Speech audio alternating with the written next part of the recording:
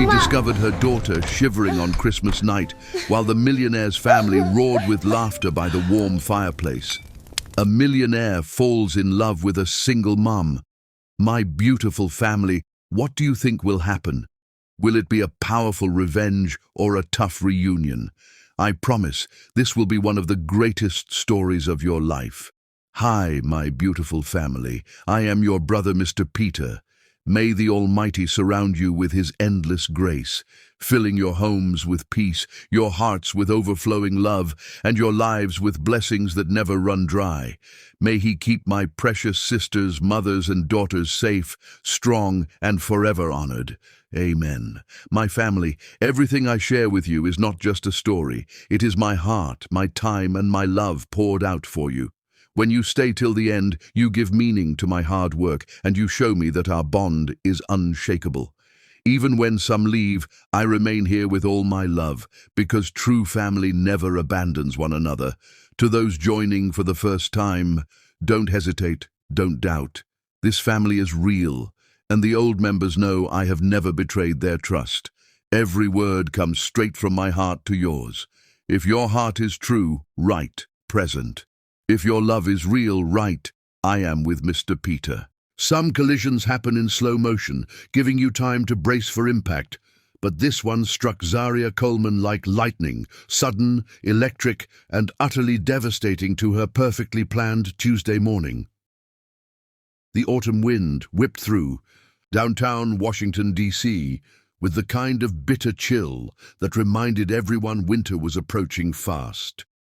Zaria clutched the rolled architectural blueprints against her chest like armor, her designer heels clicking a determined rhythm against the Kennedy Center's marble steps. The morning meeting with the Historical Preservation Committee had stretched 30 minutes longer than scheduled, and she now had exactly 8 minutes to reach the DuPont Circle construction site before the afternoon walkthrough with the structural engineers. Her phone buzzed insistently in her purse, probably her assistant confirming the timeline she was already behind on. Zaria quickened her pace, mentally rehearsing the presentation she would deliver to the construction crew about the 19th century building's delicate restoration requirements. Historic preservation was her specialty, the reason Banneker and Associates had promoted her to senior project manager at 29, making her the youngest department head in the firm's 40-year history. She was so absorbed in her mental calculations that she never saw him coming. The collision happened at the corner of Virginia Avenue and New Hampshire, where the Kennedy Center's Grand Plaza met the bustling sidewalk. One moment, Zaria was navigating around a cluster of tourists photographing the Potomac River, and the next, she was sprawling backward, her carefully organized blueprints exploding into the air like oversized confetti. Her morning coffee, a perfectly crafted oat milk latte from her favorite Capitol Hill cafe, arced through the autumn air in a graceful amber parabola before landing with devastating precision across the front of the most expensive suit she had ever seen in person. Jesus Christ. The voice that emerged from the coffee-soaked figure was deep, cultured, and currently vibrating with barely controlled fury. "Do you have any idea what you've just done?"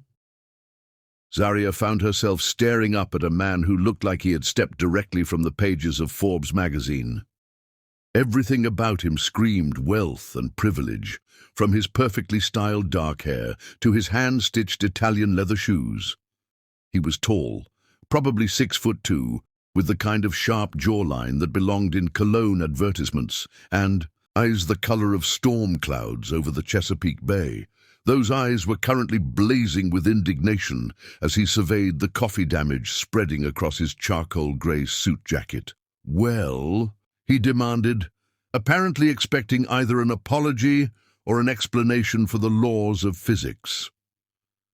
Something about his entitled tone, the automatic assumption that she owed him deference, ignited every stubborn streak Zaria had inherited from her mother Ruby. She pushed herself to her feet with as much dignity as she could muster, brushing invisible dust from her burgundy blazer. "I have an idea," she said coolly, bending to gather her scattered blueprints with deliberate calm. "You walked into me while I was clearly navigating around those tourists. Basic situational awareness suggests you should watch where you're going, especially in a pedestrian area." His mouth actually fell open. "I walked into you? Lady, you came flying around that corner like you were being chased by the FBI. I was walking at a normal pace." Zarya rolled the blueprints with practiced efficiency, noting that thankfully none of the delicate drawings had been damaged. "And the name is Ms. Coleman, not Lady." Something flickered across his features, surprise perhaps, or grudging respect. Most people, she suspected, immediately offered apologies and compensation when they encountered Hayden Thorne's displeasure. The recognition hit her suddenly. She knew that face from the business section of the Washington Post. Real estate mogul, construction empire, one of DC's most eligible bachelors, according to the society pages. "Look," he said, his tone shifting slightly toward conciliation. "I have a meeting in 20 minutes with investors who expect me to look like I know how to dress myself. This suit cost more than most people's rent. Then perhaps you should have been more careful with it." Zarya secured her blueprints with the leather strap and shouldered her bag. "I suggest you find a good dry cleaner. There's an excellent one on Connecticut Avenue if you need a recommendation." She turned to leave, but his voice stopped her. "Wait." When she glanced back, he was studying her with curiosity rather than anger. "At least let me buy you another coffee. It's the least I can do after—" He gestured vaguely at the chaos surrounding them.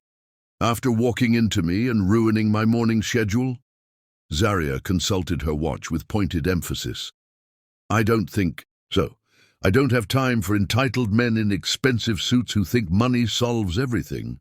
She walked away without looking back, leaving Hayden Thorne standing on the sidewalk with coffee stains mapping dark continents across his chest and an expression of complete bewilderment on his patrician features. It wasn't until she was halfway to her car that Zarya realized her hands were shaking slightly, not from the collision itself, but from the way those storm-grey eyes had looked at her in those final moments, not with anger or dismissal, but with something that felt dangerously close to fascination. By the time she reached the construction site, she had nearly forgotten about the encounter entirely. The Meridian House restoration project demanded her complete attention, a 1920s mansion being converted into luxury condominiums while preserving every detail of its historic character. The kind of challenge that required surgical precision and exhaustive attention to detail. She was deep in conversation with the lead contractor about the ornate plasterwork when her assistant Michelle approached with a worried expression. "Zarya, there's been a development. The property owner wants to schedule an additional site visit this week. He's apparently taking a more hands-on approach to the project." "Fine," Zarya said absently, marking notes on her clipboard. "Schedule it for Thursday afternoon. And make sure he understands that any changes to the preservation plan need approval from the historical committee." "About that," Michelle said carefully, "the owner's name is Hayden Thorne." Zarya's pen stopped moving across the page. Slowly she raised her eyes to meet her assistant's gaze. "Did you just say Hayden Thorne?" "The one and only. Thorne Development. Owns this property and 3 others in our current portfolio. He's worth about $800 million, according to the research I pulled." The blueprint suddenly felt heavy in Zarya's hands as the full implications crashed over her like a second collision. The man she had just dismissed as an entitled suit-wearing disaster was not only wealthy beyond imagination, he was her client. More specifically, he was the client who now had the power to make her professional life either very comfortable or absolutely miserable, depending on how vindictive billionaires tended to be when publicly humiliated by women who refused to apologize for their own clumsiness. "Michelle," Zaria said carefully, "please tell me you're joking." Her assistant's sympathetic wince was answer enough. Chapter 2. Professional Boundaries. The universe, Zaria had decided by Wednesday morning, possessed a particularly cruel sense of humor that manifested itself through impossible coincidences and perfectly timed disasters. She stood in the marble-appointed lobby of Thorne Development's K Street headquarters, fighting the urge to fidget with her portfolio case while the receptionist, a blonde vision of professional perfection, murmured into her headset about Mr. Thorne's availability. The building itself was a monument to understated wealth, soaring ceilings, contemporary art that probably cost more than Zaria's annual salary, and the kind of hushed atmosphere that whispered of serious money-changing hands. "Ms. Coleman?" The receptionist's voice carried the practiced warmth of someone trained to manage difficult clients. "Mr. Thorne will see you now. 32nd floor, corner office. The elevator bank is just behind you." The ride to the 32nd floor felt eternal, giving Zaria ample time to rehearse her professional demeanor and pray that Hayden Thorne was the type of businessman who separated personal slights from professional obligations. She had spent the previous evening researching everything she could find about him. Harvard MBA, inherited family business at 25, expanded the company's portfolio from regional construction to national real estate development, known for his attention to detail and demanding standards. Nothing in his professional biography suggested he would be petty enough to sabotage a project over spilled coffee. But wealth had a way of amplifying personality traits, both positive and negative.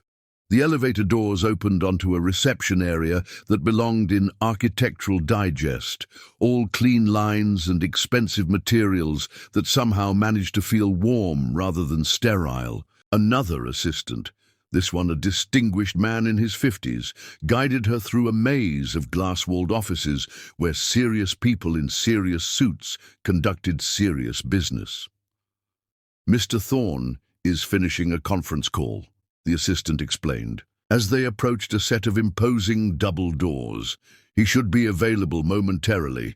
Through the partially open doorway, Zaria could hear the familiar voice that had haunted her thoughts for the past 18 hours, though now it carried the crisp authority of someone accustomed to being obeyed without question. "The timeline is non-negotiable, Patterson. If your team can't deliver the environmental impact study by Friday, we'll find someone who can." A pause, presumably for protest from the unfortunate Patterson. "I don't care about your staffing issues. That's your problem to solve, not mine." The conversation ended with what sounded like a phone being placed decisively into its cradle, followed by a moment of silence that felt charged with potential disaster. "Send her in," came the voice from within. Zaria squared her shoulders, lifted her chin, and walked into the office of the man she had essentially told to go find a dry cleaner. The space was spectacular.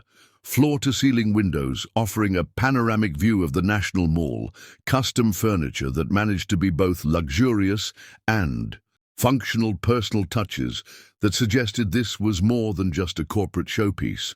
But Zaria's attention focused immediately on the man behind the massive mahogany desk.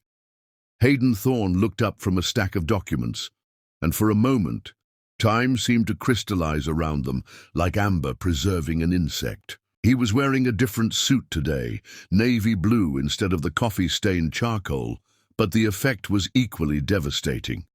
Those storm-gray eyes met hers with an expression she couldn't quite read. "Ms. Coleman," he said finally, his tone carefully neutral. "Please, have a seat."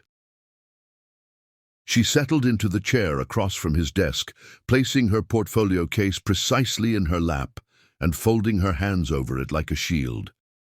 "Mr. Thorne, I believe we need to discuss the Meridian House project." "Yes," he agreed, leaning back in his chair with the ghost of a smile playing at the corners of his mouth. "We certainly do. But first, I think we should address the elephant in the room." Zaria's stomach tightened. "If you're referring to yesterday's incident, the incident where you lectured me about situational awareness and then walked away like I was some kind of street corner nuisance."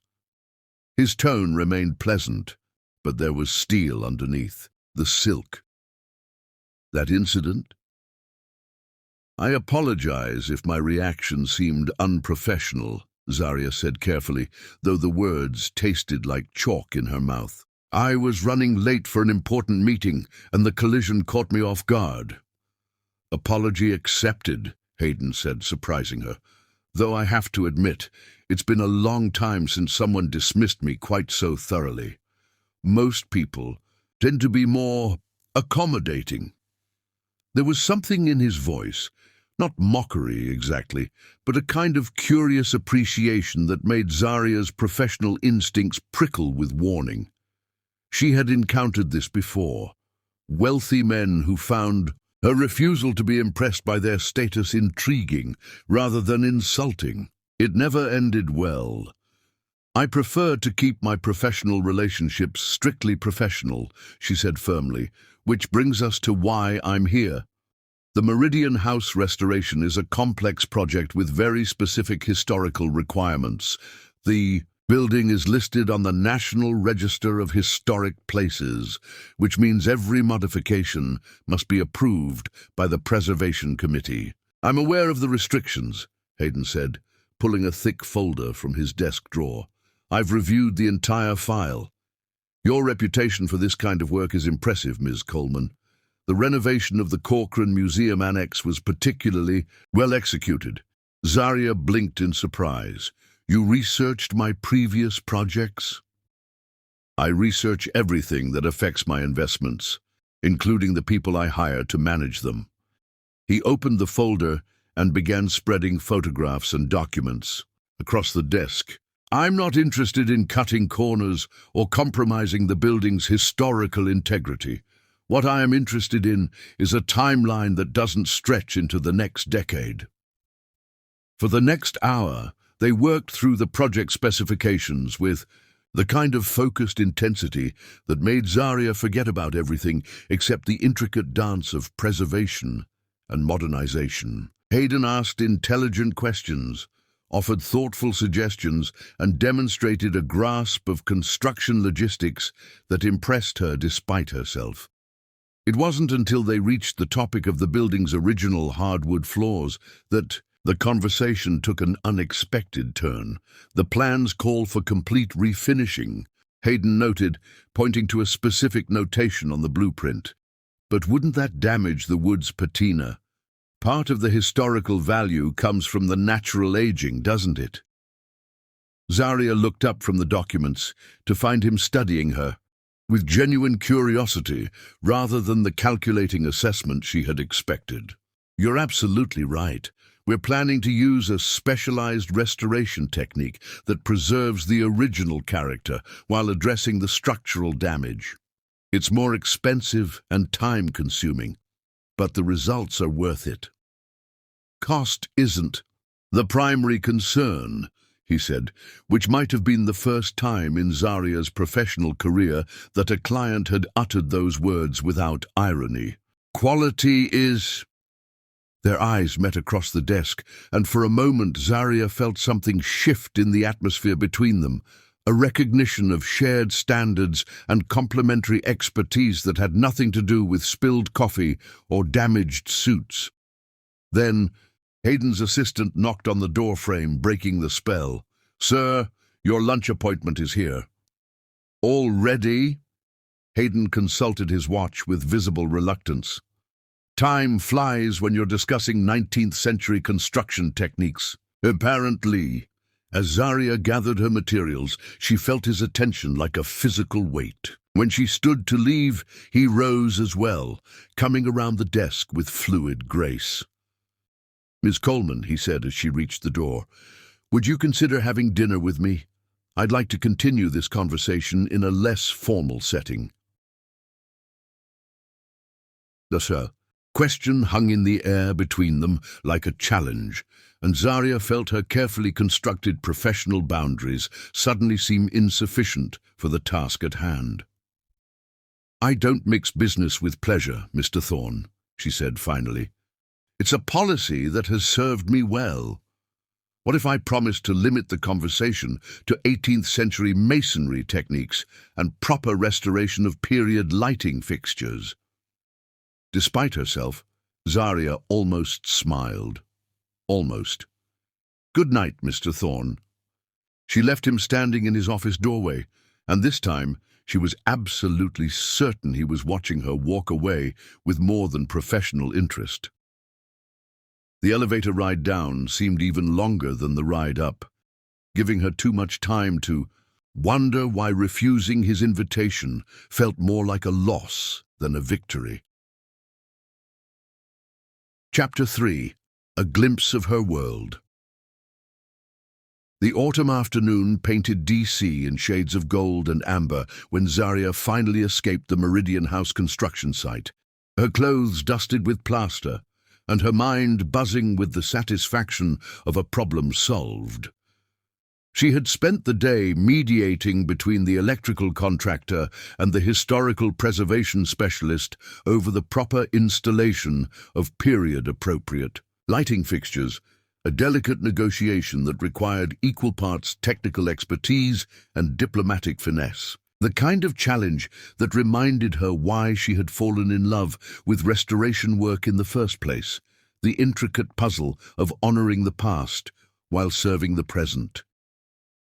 Now, driving through the familiar streets of Anacostia toward Amara's after-school program, Zarya felt the day's professional armor gradually dissolving into something softer and more essential. This was her favorite transition, the moment when she stopped being Senior Project Manager Coleman and became simply Mama, the most important role she would ever play.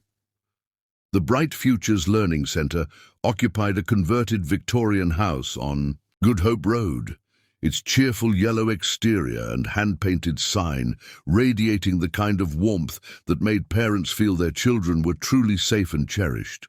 Zarya had chosen this program not just for its excellent reputation, but for its diverse student body and commitment to celebrating every child's unique potential. She was 5 minutes early, a minor miracle given the day's complications, so she settled onto one of the wooden benches outside the entrance to watch the controlled chaos of pickup time. Parents arrived in vehicles ranging from luxury SUVs to aging sedans, united in the universal experience of navigating the complex logistics of working parenthood. "Mama!"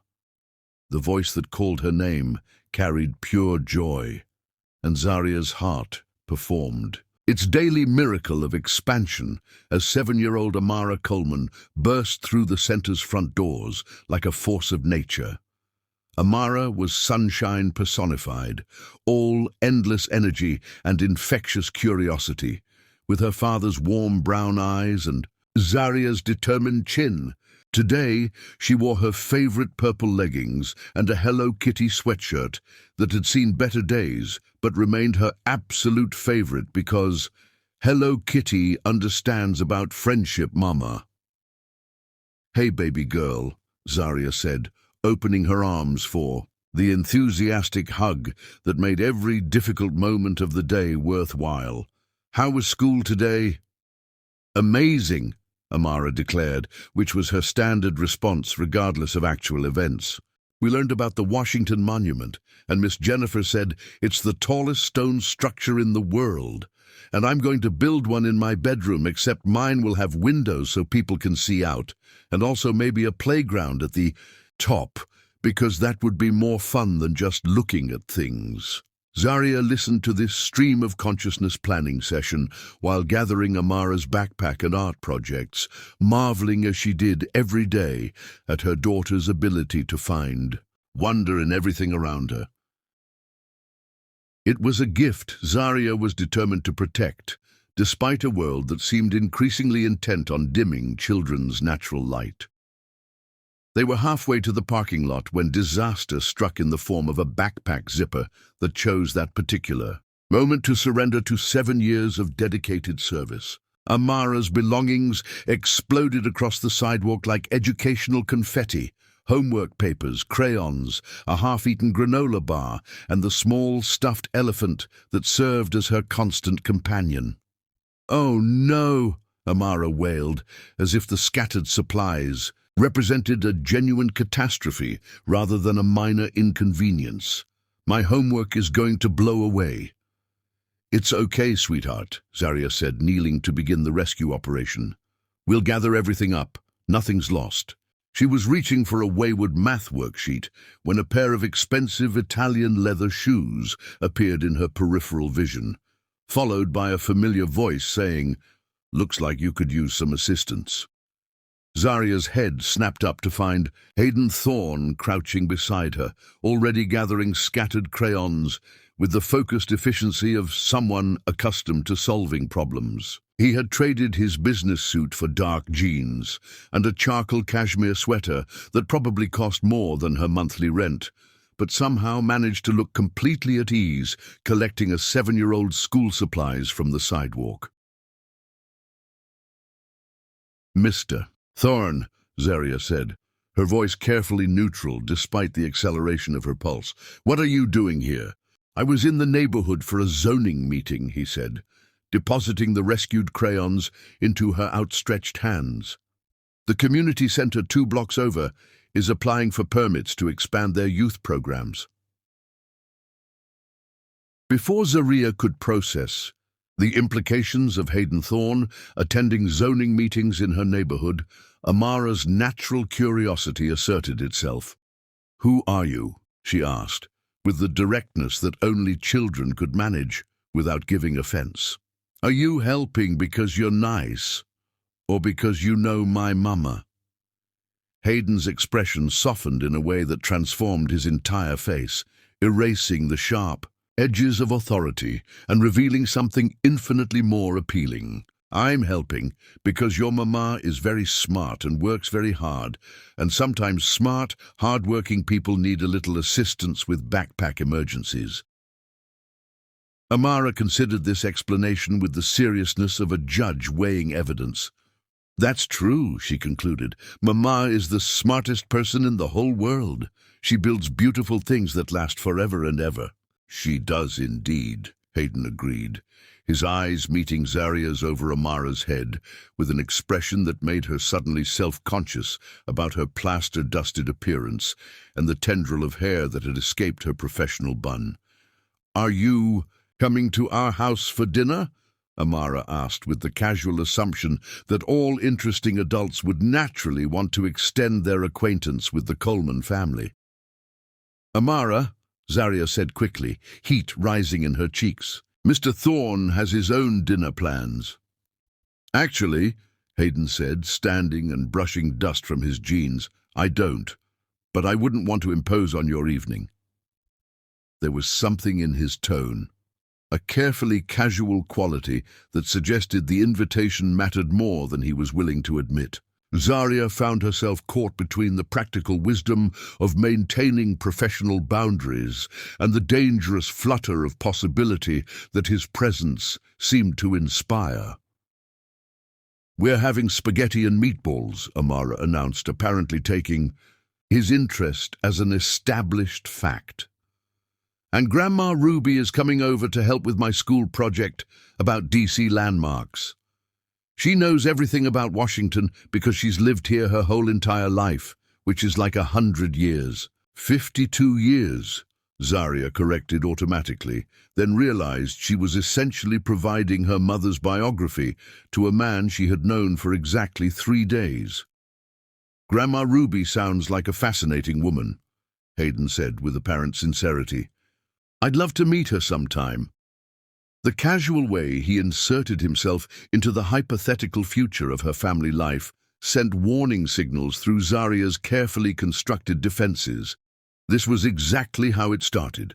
The gradual erosion of boundaries, the slow blending of professional and personal, until you found yourself emotionally invested in someone whose world was fundamentally incompatible with your own. Perhaps another. "Time," she said firmly, shouldering Amara's rescued backpack and taking her daughter's hand. "We should go. It's getting late." "Of course," Hayden said, but something in his expression suggested this was merely a tactical retreat rather than a surrender. "Drive safely, Ms. Coleman." As they walked toward her car, Amara maintained an uncharacteristic silence that lasted exactly until they were out of earshot. "Mama," she said thoughtfully, "that man likes you. He's a business associate, baby girl. Nothing more." "Uh-huh," Amara said with the skeptical tone she had inherited from her grandmother. "That's why he was looking at you the same way Daddy looks at chocolate cake." Zaria nearly stumbled over her own feet. "Where did you learn to notice things like that?" "Grandma Ruby says paying attention to how people look at each other is important for understanding grown-up feelings," Amara said matter-of-factly. "She also says you work too hard and need someone to remind you to have fun sometimes." As they reached the car, Zaria glanced back to see Hayden still standing on the sidewalk, hands in his pockets, watching them with an expression she couldn't quite interpret. For just a moment, she allowed herself to wonder what it might be, like to let someone into the carefully guarded world she had built around herself and Amara.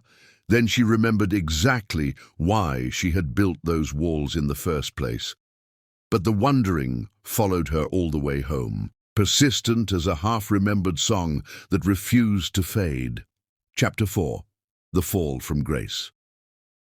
The call came at 11:47 on a Thursday night, shattering the peaceful quiet of Zaria's Anacostia apartment like glass against concrete. She had been grading blueprints at her kitchen table, a mug of chamomile tea growing cold beside her elbow while Amara slept soundly in the next room. The restoration timeline for the Meridian house had accelerated unexpectedly, requiring her to approve material specifications that couldn't wait for normal business hours. It was the kind of dedication that had built her reputation and secured their comfortable life, even if it meant sacrificing sleep more often than she preferred. The phone display showed an unknown number with a DC area code. Zaria normally ignored such calls after business hours, but something, instinct perhaps, or the persistent urgency of the ring, made her answer. "Zaria?" The voice was unmistakably Hayden's, though stripped of its usual confidence and authority. He sounded exhausted, perhaps even defeated. "I'm sorry to call so late. I didn't know who else." "Mr. Thorne." Zaria set down her red pen, immediately alert. "What's wrong?" A long pause, filled with what sounded like traffic noise and the distant murmur of voices. "Are you near a television or computer?" "I can be. Why?" "The story broke an hour ago. It's everywhere by now." Zaria crossed to her laptop, pulling up the Washington Post website with growing unease. The headline that greeted her felt like a physical blow. "Thorne Development Scandal. Federal Investigation Targets Construction Empire." Below it, a smaller subheading, "Partners Alleged Fraud Threatens $800 million Company." She scrolled through the article with mounting horror, taking in phrases like wire fraud, falsified environmental reports, and criminal conspiracy. The investigation centered on Marcus Webb, Hayden's business partner of 8 years, who had apparently been systematically falsifying safety inspections and bribing government officials to approve substandard construction materials. "Hayden," she said softly, abandoning professional formality without conscious thought. "Are you involved in any of this?" "No." The word carried absolute conviction. I had no idea what Marcus was doing, but it doesn't matter. The company is finished. Every project is under federal review. The bank froze our assets this afternoon. Investors are fleeing like the building's on fire. Zarya sank into her desk chair, processing the implications. Where are you now? Standing outside what used to be my penthouse. The FBI finished searching it 2 hours ago. They took everything: computers, files, personal papers. Turns out, when your business partner commits federal crimes, even your home becomes evidence. The devastation in his voice cut through her professional reserve like a blade. Do you have somewhere to stay tonight? I'll figure something out. That's not why I called. Another pause. Longer this time. Zarya, I know this complicates everything. The Meridian House project, our working relationship. I understand if you need to distance yourself from this situation. She stared at the laptop screen, where the article continued with devastating detail about the scope of the investigation and the potential criminal charges facing everyone associated with Thorn Development.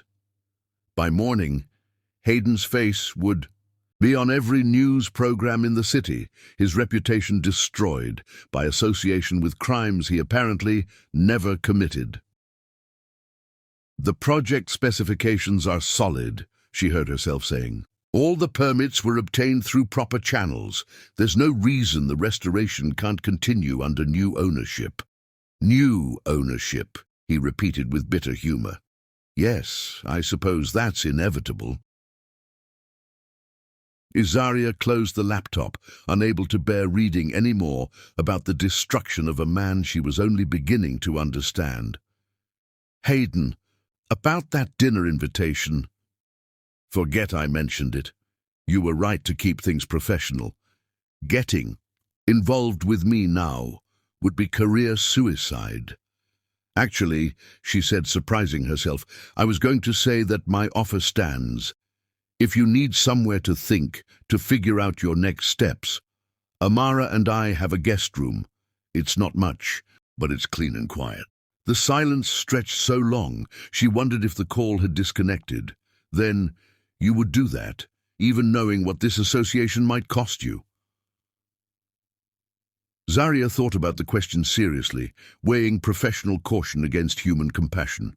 The smart choice was obvious. Maintain distance, protect her reputation, focus on salvaging what she could from the wreckage. But wisdom and kindness didn't always align, and sometimes the heart demanded actions the mind couldn't justify. Everyone deserves a safe place to fall apart, she said finally.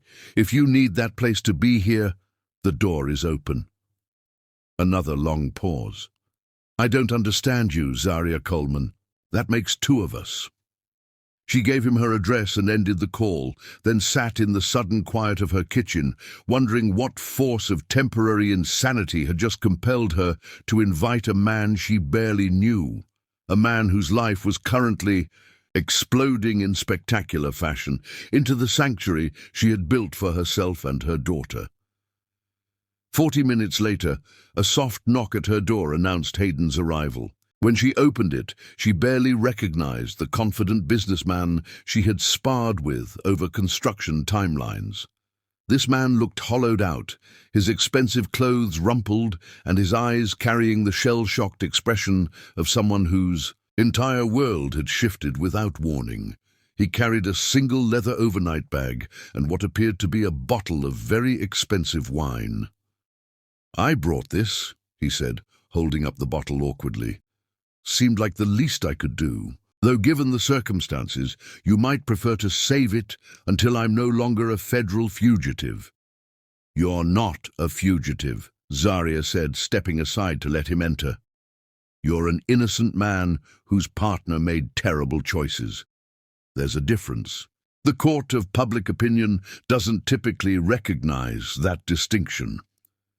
Zarya led him to the living room, gesturing toward the comfortable sectional sofa that dominated the modest space. The apartment was small but carefully arranged, filled with Amara's artwork and evidence of their quiet, ordered life. She had lived here for 5 years, transforming the basic two-bedroom unit into something approaching a home through strategic furniture placement and weekend flea market discoveries. "Can I get you anything? Coffee? Tea?" She paused, considering his probable state of mind.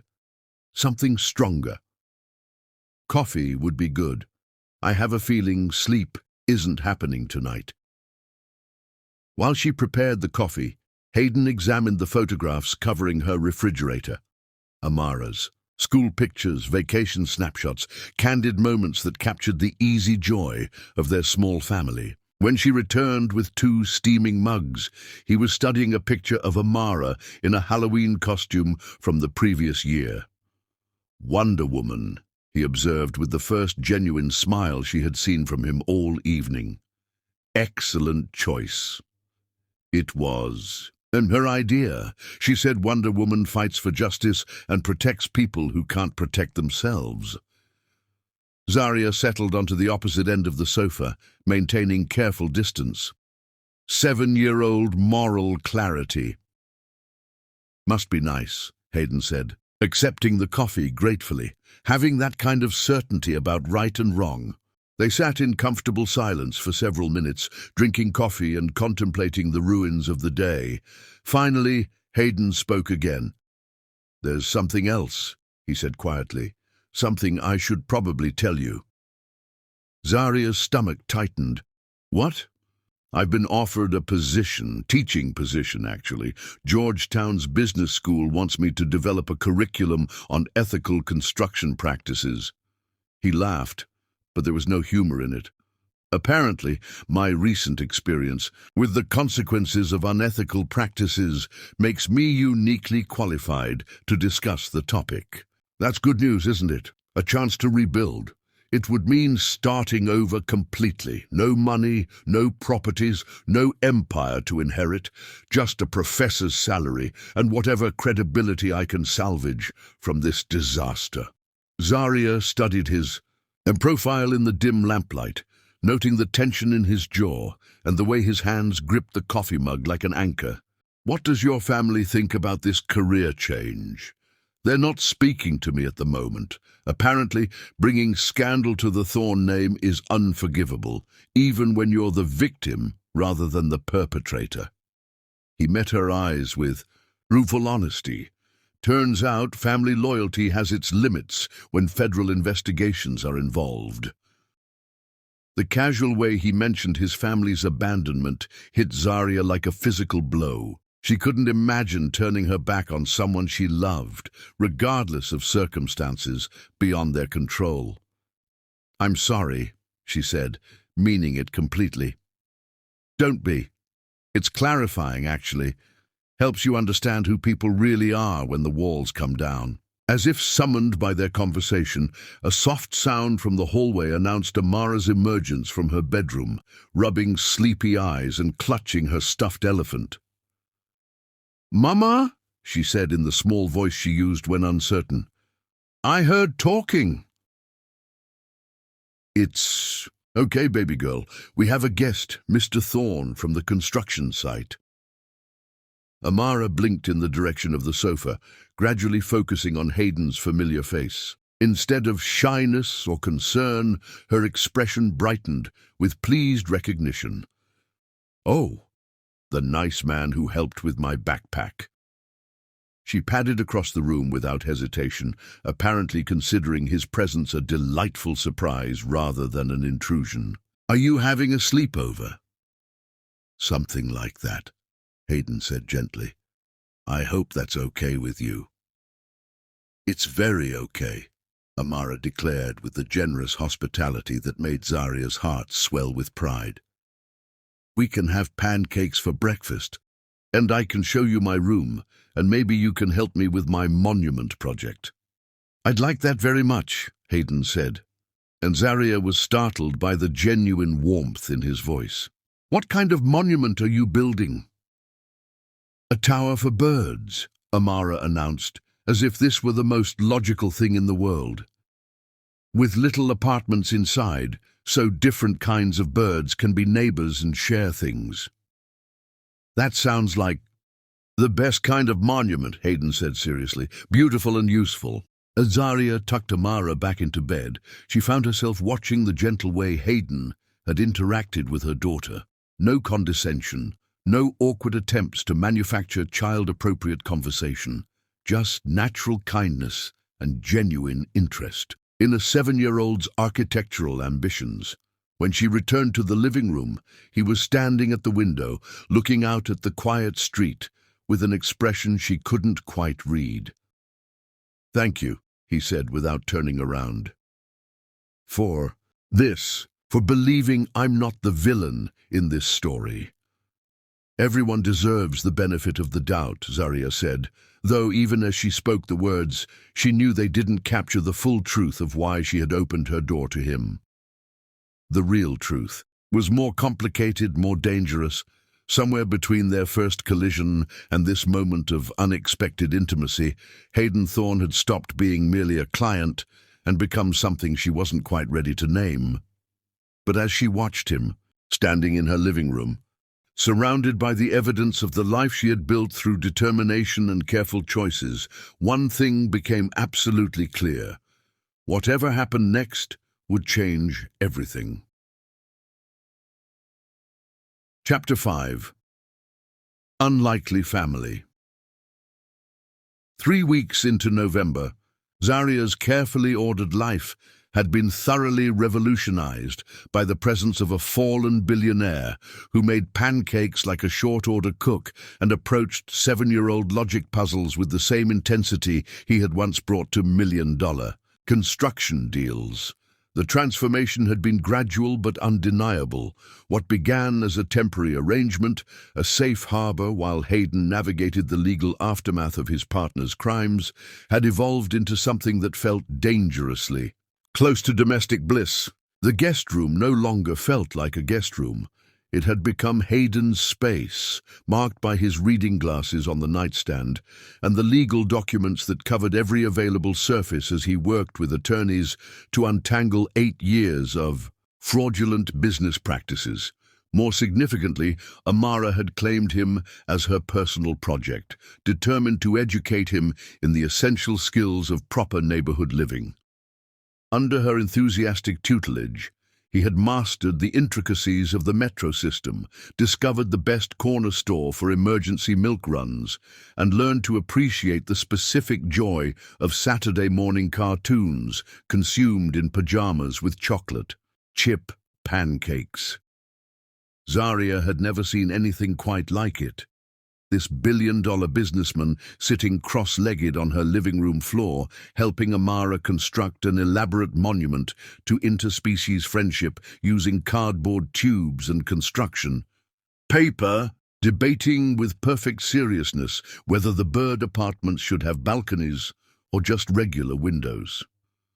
"Balconies are more expensive," Amara had explained during one particularly intense architectural discussion. "But they make the birds happier because they can sit outside and visit with their neighbors." "Happiness is worth the extra cost," Hayden had replied without hesitation. "Good architecture should serve the soul as well as the body." It was this version of Hayden, patient, thoughtful, utterly present in whatever moment he occupied, that had begun to crack the careful walls Zaria had built around her heart. Not the wealthy developer with his expensive suits and commanding presence, but this man who listened to a 7-year-old's dreams with complete attention and somehow made grocery shopping feel like an adventure worth documenting. The evening everything changed, began like any other. Zaria had returned from the construction site to find Hayden and Amara in the kitchen, collaborating on what appeared to be an ambitious dinner experiment involving her grandmother Ruby's sweet potato recipe and several cooking techniques that definitely weren't in the original instructions.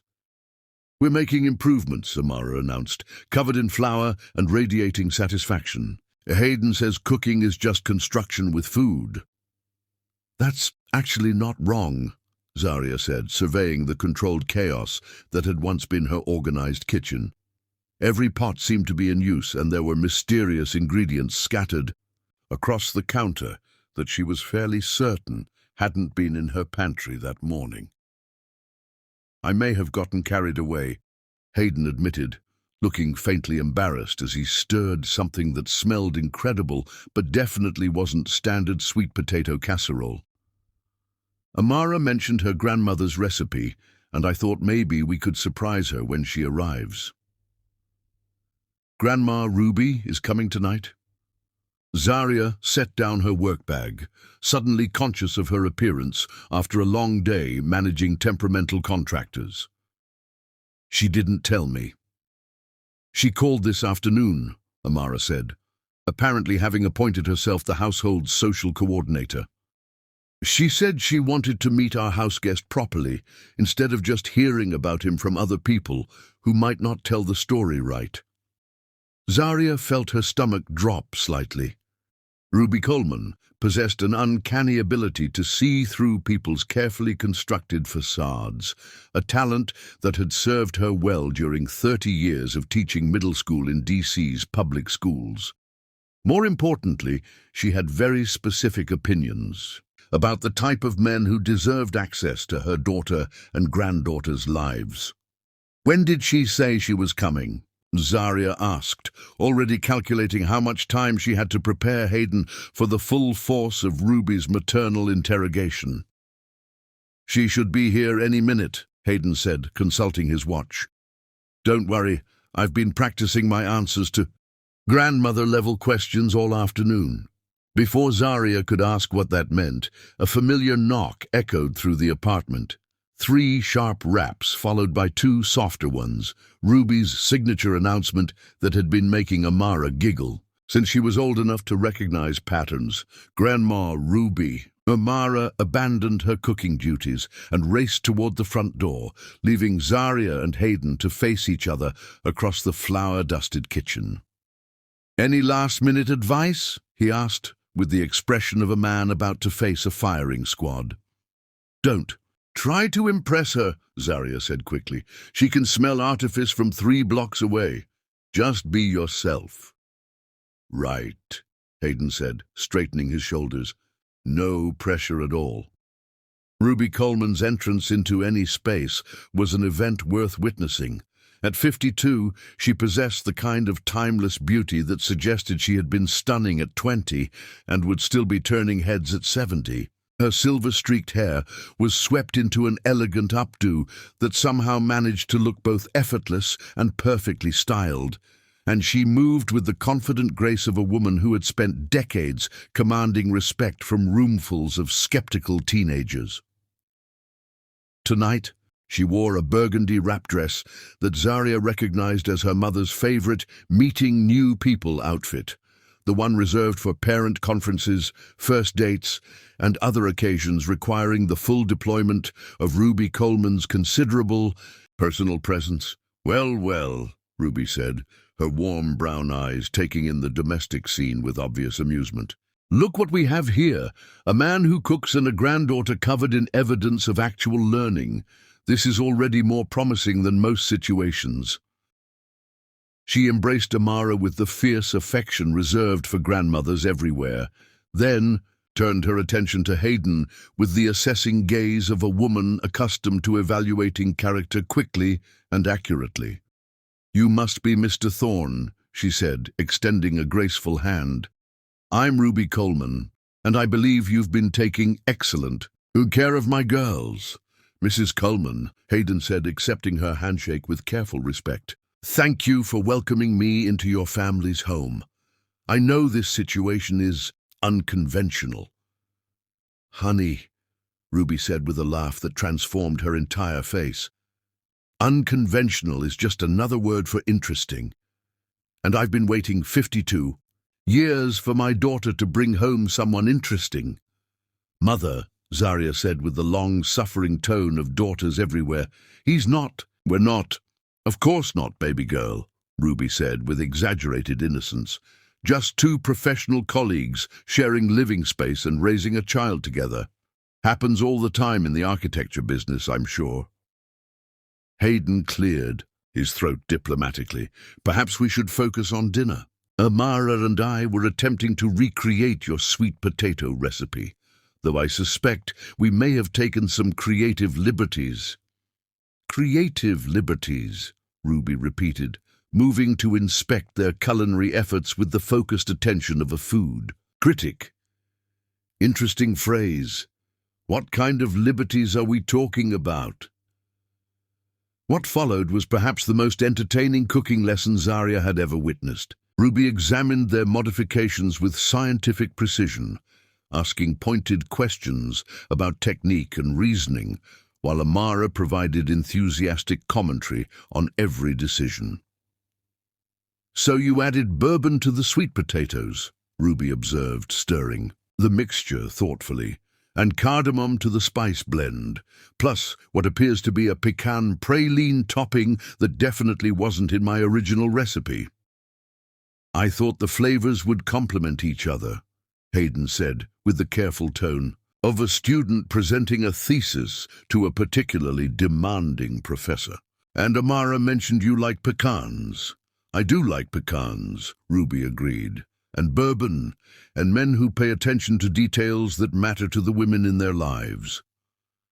The approval in her voice was subtle but unmistakable, and Zarya felt something flutter in her chest that she absolutely refused to examine too closely.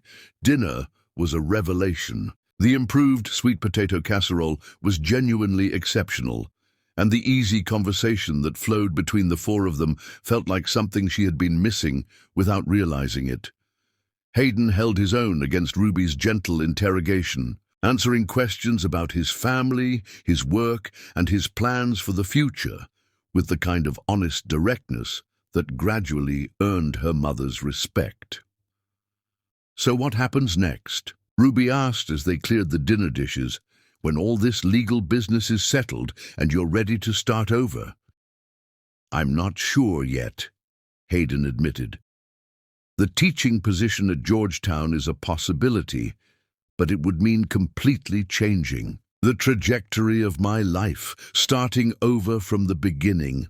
Starting over isn't always a bad thing, Ruby said thoughtfully. Sometimes it takes losing everything you thought you wanted to discover what you actually need. Later, after Amara had been tucked into bed with promises of pancakes in the morning, the three adults settled in the living room with coffee and the comfortable exhaustion of a successful evening. I like him, Ruby announced without preamble, as if Hayden weren't sitting 3 feet away.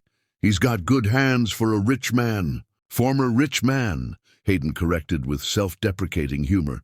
Money comes and goes, Ruby said dismissively. Character is permanent, and a man who spends 3 hours helping a 7-year-old perfect her bird apartment blueprints has character worth investing in. She turned to Zarya with the pointed look that meant serious maternal business was about to be conducted. Baby girl, you've been scared of letting anyone close since Amara's father proved that handsome and reliable don't always travel together. But fear is a poor foundation for life decisions. Mother, Zarya protested, heat rising in her cheeks. This isn't... We're discussing the fact that you've been happier in the past 3 weeks than I've seen you in 3 years, Ruby said with characteristic directness. And that little girl in there talks about when Hayden comes home, like he belongs here. The words hung in the air like a challenge, forcing Zarya to confront truths she had been carefully avoiding. The truth was that somewhere between shared grocery runs and collaborative cooking experiments, Hayden had begun to feel less like a house guest and more like family. Ruby's right, Hayden said quietly, his voice carrying a weight that made Zarya's pulse quicken. About Amara, I mean. She does talk about me like I belong here, and the terrifying thing is, I'm starting to feel like maybe I do. Their eyes met across the coffee table, and Zarya felt the last of her carefully constructed defenses crumble.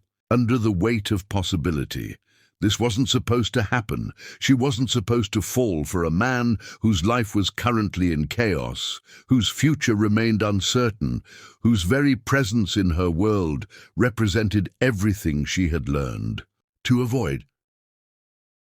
But as she looked at Hayden, really looked at him, past the surface complications, to the man who had spent the evening making her daughter laugh and her mother feel cherished, she realized that sometimes the heart refused to follow the mind's sensible advice.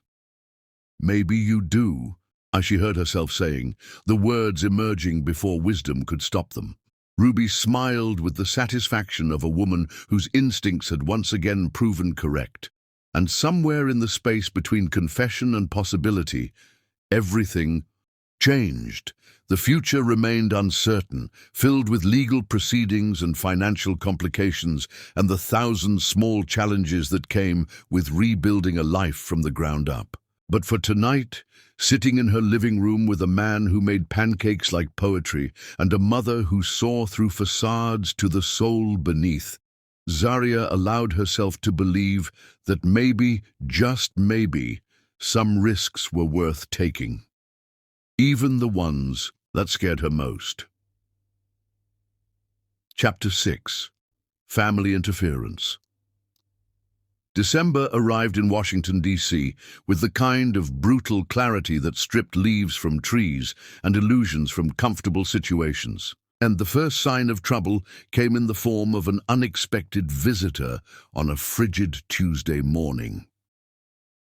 Zarya had left early for a site meeting with the Historical Preservation Committee, kissing Amara goodbye and reminding Hayden about the parent-teacher conference scheduled for Thursday evening. Their morning routine had become seamlessly domestic over the past month. Coffee shared in comfortable silence, logistics coordinated with the efficiency of people who genuinely cared about each other's lives, small touches that spoke of intimacy. Without demanding definition, she was reviewing structural modifications with the committee's engineering consultant when her phone buzzed with a text from Hayden. Unexpected visitors. May need backup later. 20 minutes later, a second message. Definitely need backup. Zarya's stomach tightened with foreboding.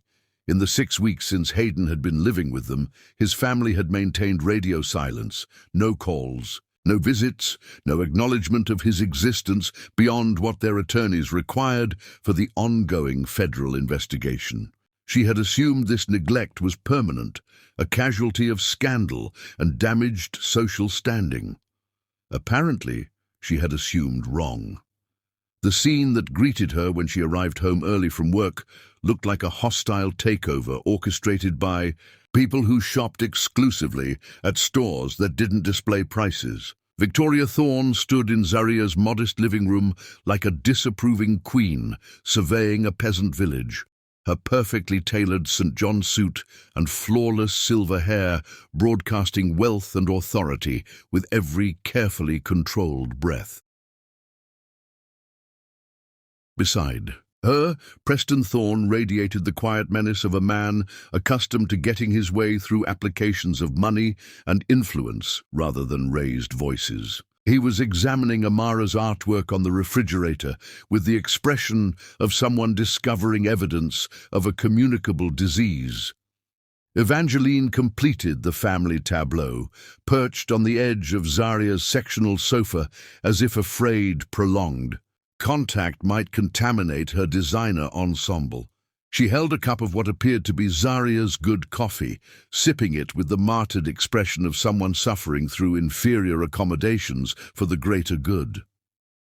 Hayden stood near the window with his arms crossed, his jaw tight with barely controlled frustration. When he saw Zarya enter, relief flooded his features. "Zarya," Victoria said before anyone else could speak, her voice carrying the crisp authority of a woman who expected immediate attention. "How lovely to finally meet you. Hayden has told us absolutely nothing about his living arrangements." The pause before living arrangements contained enough disapproval to power the Washington Monument, and Zarya felt her professional smile falter slightly. Mrs. Thorne, she said carefully, moving to stand beside Hayden in what she hoped appeared to be casual solidarity rather than defensive positioning. This is unexpected. We felt it was time for a family conversation, Preston said, his tone suggesting this conversation would be conducted on terms he had already predetermined. About Hayden's future and the unfortunate choices that led to his current circumstances. Unfortunate choices, Hayden repeated with dangerous quiet. You mean like trusting a business partner who turned out to be embezzling funds? Or perhaps you're referring to my choice not to flee the country when the investigation began. We're referring to your choice to abandon your responsibilities to this family, Evangeline said sharply, speaking for the first time since Zaria's arrival. Do you have any idea what this scandal has done to our reputation? Mother can barely show her face at the country club. My heart bleeds, Hayden said with withering sarcasm. Victoria raised a perfectly manicured hand to silence the brewing argument. Enough. We're not here to relitigate the past. We're here to discuss solutions for the future. She turned her attention to Zaria with the focused intensity of a surgeon preparing to remove a malignant tumor. Miss Coleman, I'm sure you're a lovely person in your own way, but surely you understand that this arrangement isn't sustainable. Hayden has obligations to his family, to his heritage, to the business empire his grandfather built from nothing. What, business empire? Hayden asked with bitter humor. In case you've forgotten, the FBI seized everything 6 weeks ago. There is no empire. There are no obligations except the ones I choose to honor. There will be again, Preston said with absolute confidence. We've been in discussions with our attorneys and financial advisors. The assets can be recovered, the business rebuilt, the family name restored. But only if you stop this ridiculous charade and return to your proper place in society. Zaria felt something cold settle in her stomach as she began to understand the true purpose of this visit. This wasn't a family reconciliation, it was a campaign to reclaim what the Thornes considered their property. And what exactly would constitute my proper place? Hayden asked, though his tone suggested he already knew the answer. Georgetown Townhouse, Evangeline said, consulting notes on her phone as if reading from a shopping list. Full restoration of your social connections. Re-entry into appropriate circles. Marriage to someone who understands the responsibilities that come with the Thorne name. The word marriage hung in the air like a blade, and Zaria felt her carefully controlled composure begin to fracture. Marriage, she repeated, surprised by how steady her voice sounded. Catherine Whitmore, Victoria said with obvious satisfaction. Senator Whitmore's daughter. Graduated summa cum laude from Yale, spent 2 years with Doctors Without Borders, currently finishing her residency at Johns Hopkins. Beautiful, accomplished, and most importantly, she understands the complexities of public life. Zaria's hands clenched involuntarily. She had met Catherine Whitmore at various D.C. social functions, a stunning blonde with impeccable credentials and the kind of effortless grace that came from generations of breeding and preparation for exactly this type of advantageous marriage. Catherine is a lovely woman, Hayden said carefully, who deserves better than a marriage of convenience designed to rehabilitate my family's reputation. Nay, it wouldn't be convenience, Preston said matter-of-factly. You dated her for 8 months before this mess began. She's already indicated her willingness to overlook recent complications if you're prepared to make a genuine commitment. The revelation hit Zaria like physical blow.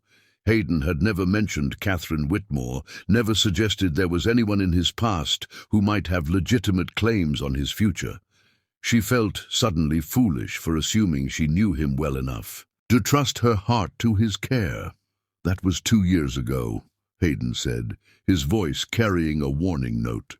Before I understood what I actually wanted from life. What you want is irrelevant, Victoria said with chilling practicality. What matters is what's best for this family and your long-term security. Do you honestly believe this domestic fantasy can last? What happens when the novelty wears off and you're faced with the reality of a middle-class life in a neighborhood that doesn't even have proper security? Her contemptuous gaze swept the apartment, cataloging every piece of second-hand furniture and discount store decoration as evidence of Zaria's fundamental inadequacy. What happens, she continued relentlessly, when you want to send that child to private school and realize you can't afford the tuition? When you want to take a vacation and discover that teachers' salaries don't stretch to include luxury resorts? When you're 50 years old and still worrying about mortgage payments and health insurance? Each question landed with surgical precision, designed to expose the practical impossibility of the life Hayden was trying to build. Zaria felt her cheeks burn with humiliation and anger, hating herself for the small voice in her head that whispered these concerns might be valid. Money isn't everything, she said finally, her voice tight with controlled fury. Spoken like someone who's never had enough to understand its importance, Evangeline said with casual cruelty. It's easy to romanticize poverty when you've never experienced real wealth. Evangeline, Hayden's voice carried a dangerous edge that made his sister step back slightly. That's enough. No, it's not enough, Preston said, moving to stand beside his wife in a show of united family authority. We've indulged this rebellion long enough. It's time for hard truths and practical decisions. He pulled an envelope from his jacket pocket, placing it on the coffee table like evidence in a trial. Full financial restoration, complete legal support for the ongoing investigation, re-establishment of your social position, all contingent on your immediate return to appropriate living arrangements and serious consideration of marriage to Catherine. The envelope sat between them like a loaded weapon, representing everything Hayden had lost and everything the Thorne family was prepared to restore. All he had to do was walk away from the life he had been building in this modest apartment, with a woman and child who had given him sanctuary when his own blood relatives had abandoned him. And if I refuse? Hayden asked quietly. Victoria's smile was as cold as the December wind outside. Then you'll discover exactly how much your principles are worth when you're 40 years old and starting over with nothing. The ultimatum hung in the air like smoke, poisoning the atmosphere of the home Zaria had worked so hard to create. She looked at Hayden's face, searching for some sign of his decision, some indication that the past 6 weeks had meant more to him than the prospect of restored wealth and social standing. What she saw there made her heart sink like a stone in deep water, because for just a moment, barely perceptible but unmistakably present, she glimpsed uncertainty in his eyes.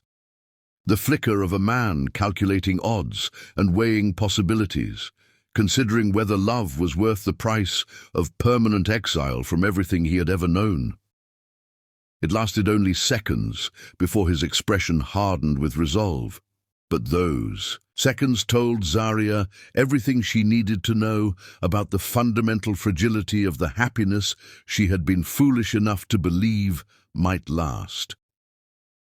I need time to think, Hayden said finally, and even though his words were directed at his family, Zaria felt them like a betrayal she should have seen coming, because she had been here before, had made the mistake of believing that when it came to choosing between love and security, between heart and heritage, love would always win.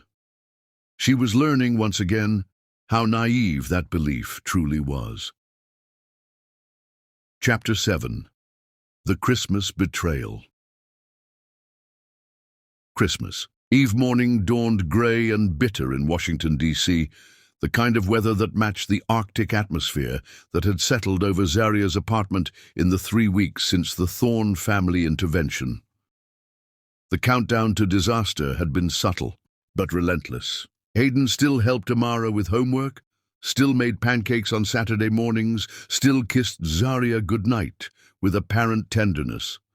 But underneath the familiar routines, something fundamental had shifted.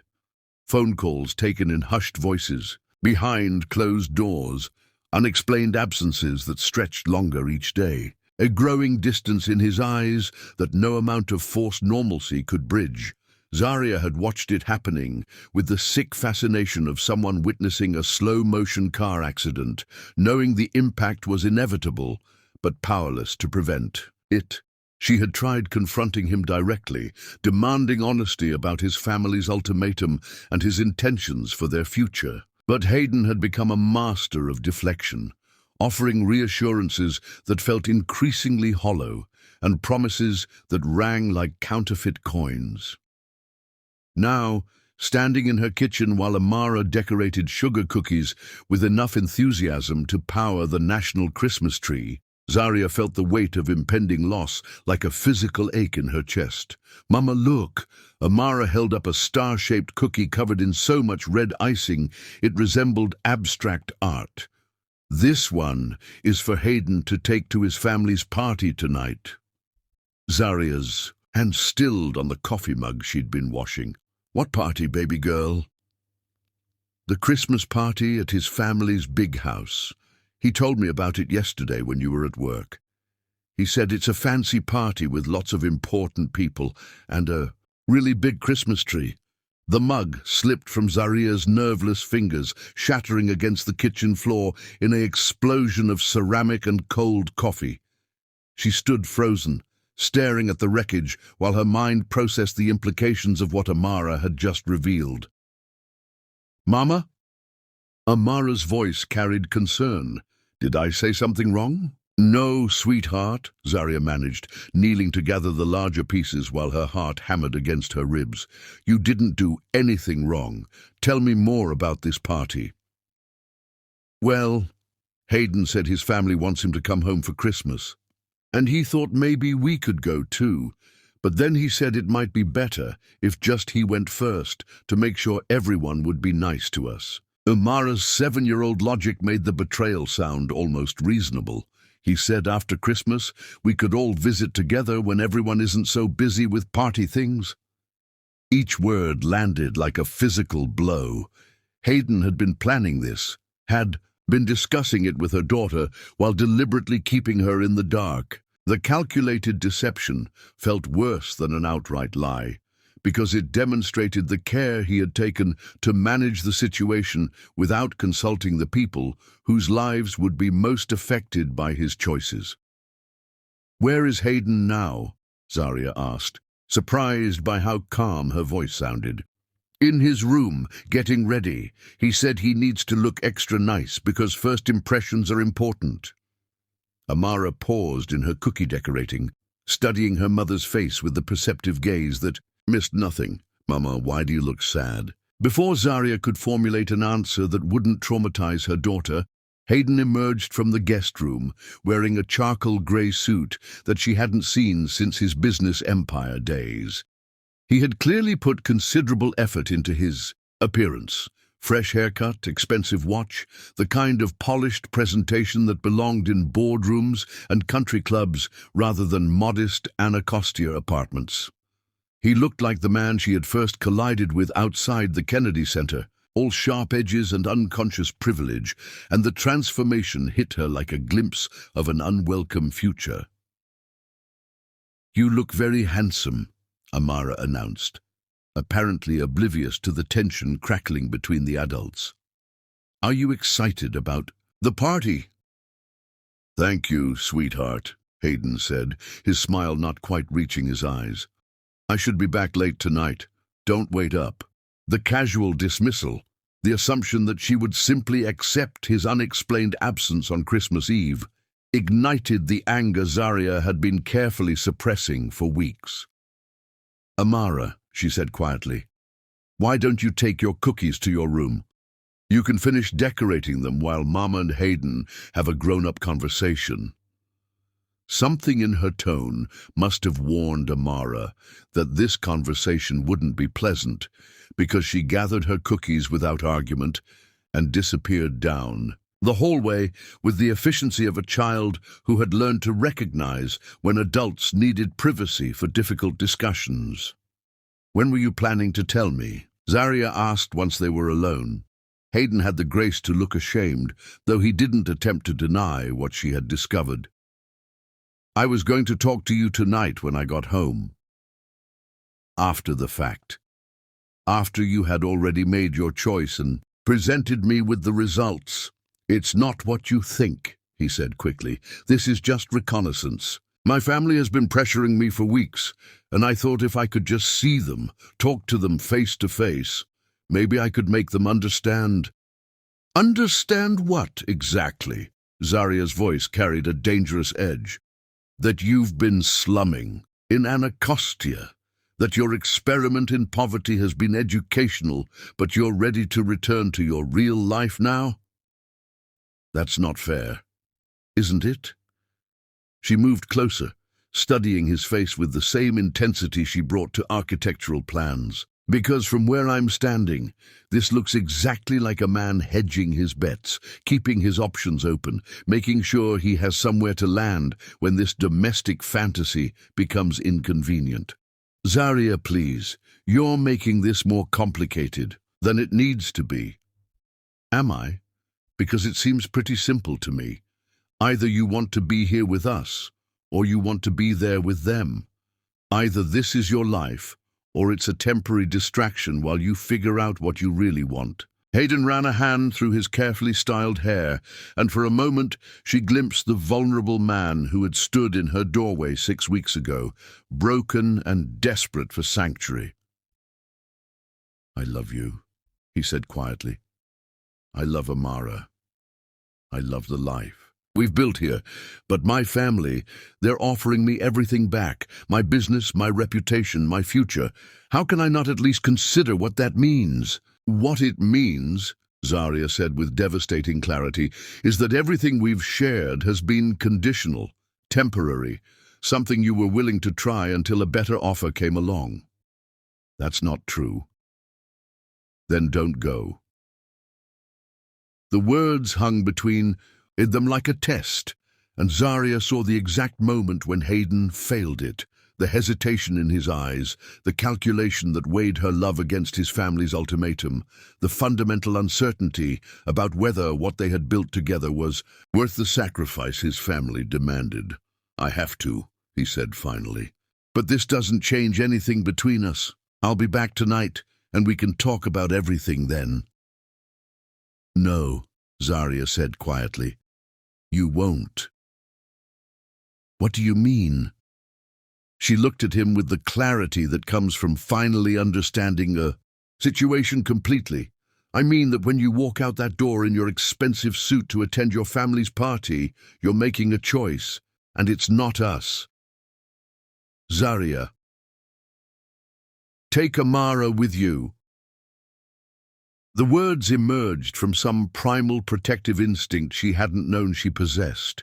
If Hayden was determined to explore his options with his family, he needed to understand that those options included responsibility for the child who had come to see him as a father figure. "What? If you're serious about us being a family, then we don't spend Christmas Eve apart. Take Amara to your family's party. Let them meet the little girl who thinks you hung the moon. Show them exactly what you'll be walking away from if you choose them over us." Hayden's face went pale. "I don't think that's a good idea. My family can be difficult, and it's a formal event, not really appropriate for children." "I see." Zaria felt something crucial break inside her chest, like a support beam finally succumbing to too much weight. "So when you picture your future with them, Amara isn't part of it?" "That's not what I said." "It's exactly what you said." She moved toward the hallway, needing distance from the wreckage of her hopes. "Take her with you, Hayden. If we matter to you the way you claim we do, then prove it. Zarya, please be reasonable. I am being reasonable. For the first time in weeks, I'm seeing this situation clearly. She turned back to face him one final time. Take my daughter to your family's Christmas party, or don't come back to this apartment. Those are your choices. She left him standing, in the living room, surrounded by the evidence of the life they had built together. Amara's artwork, shared photographs, the comfortable debris of 6 weeks spent learning to be a family. When she heard the front door close 20 minutes later, she knew with absolute certainty that he had made his choice. The only question was whether he had taken Amara with him, or whether she was about to discover that even the love of a 7-year-old wasn't enough to compete with the promise of restored wealth and social position. The answer came in the form of excited voices from the guest room, where Amara was apparently helping Hayden select appropriate accessories for her first fancy party. "Mama!" Amara called out, her voice bright with anticipation. "Come see how pretty I look." Zarya closed her eyes and leaned against the kitchen. A counter, feeling the weight of the choice she had just forced him to make. She'd given him a test designed to reveal his true priorities, and now she would have to live with the consequences of whatever those priorities turned out to be.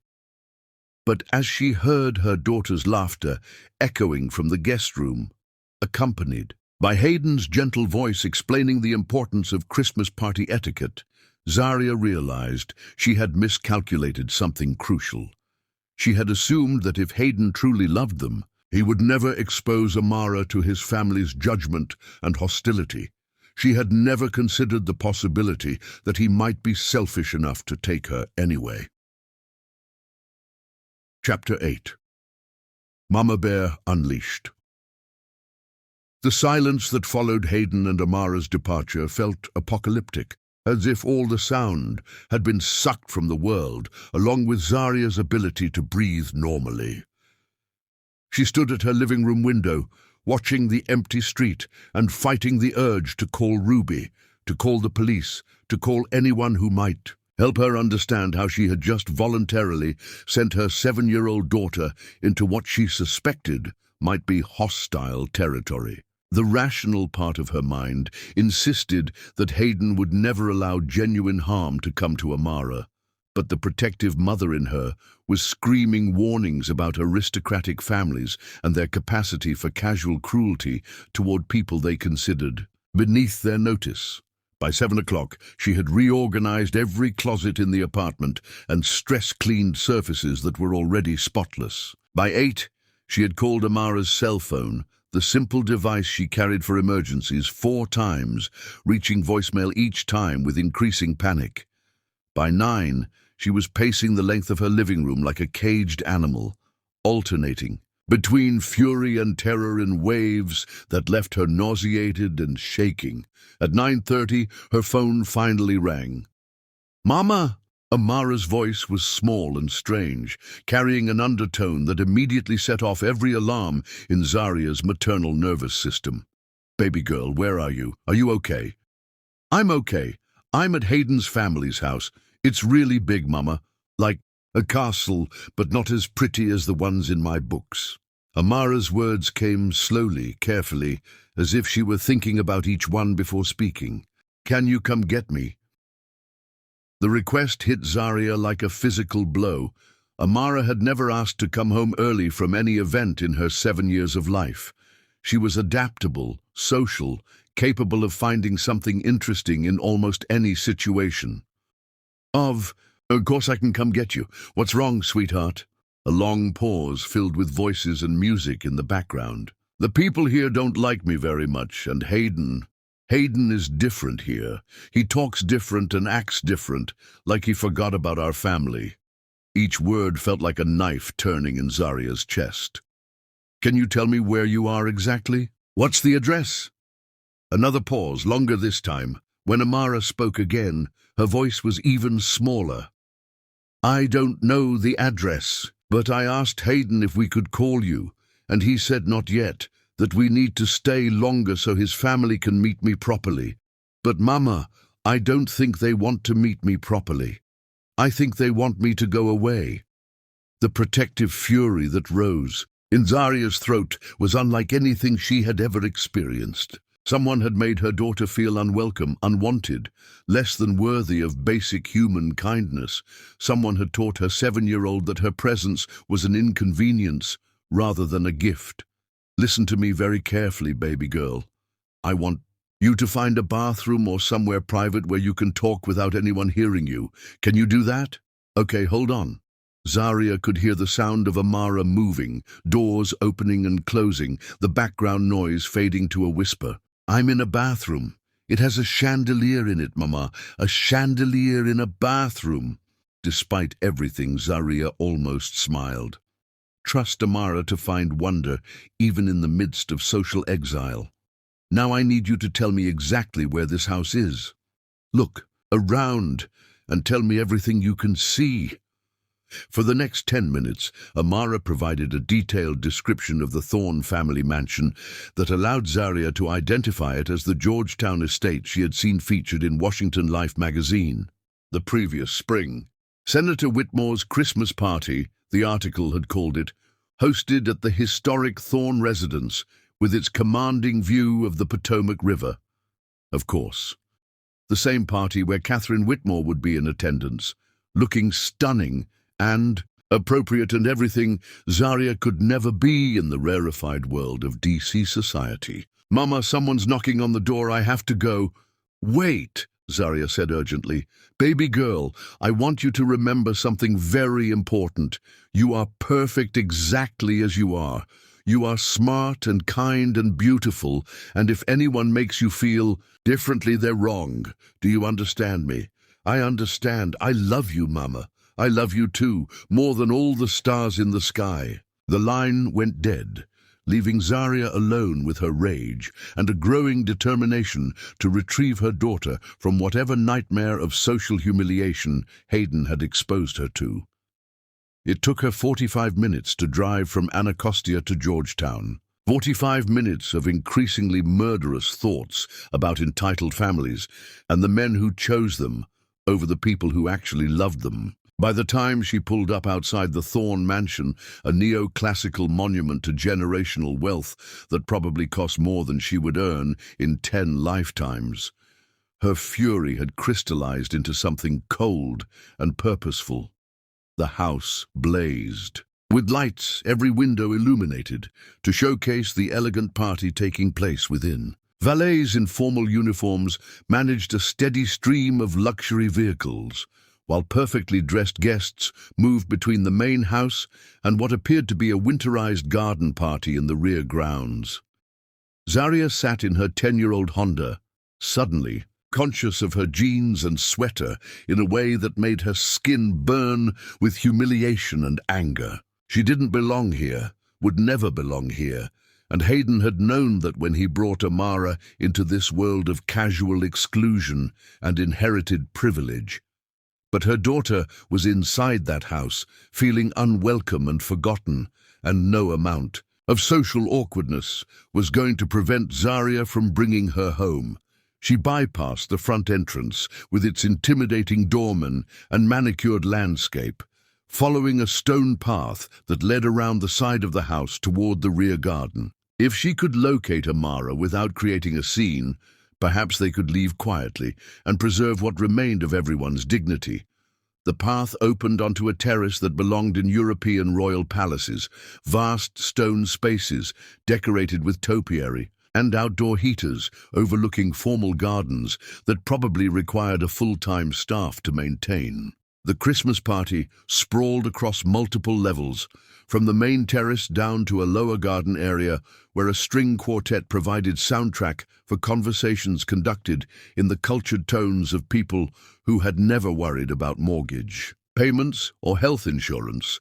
And there, visible through the floor-to-ceiling windows of what appeared to be a grand drawing room, was the scene that would haunt Zaria's dreams for years to come.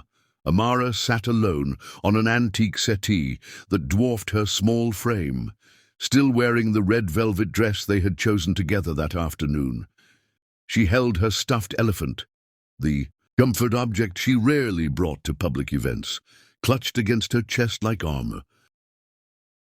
Her legs dangled from the elegant furniture, too short to reach the floor, and her face carried the careful blankness that children develop when they're trying very hard not to cry in front of strangers.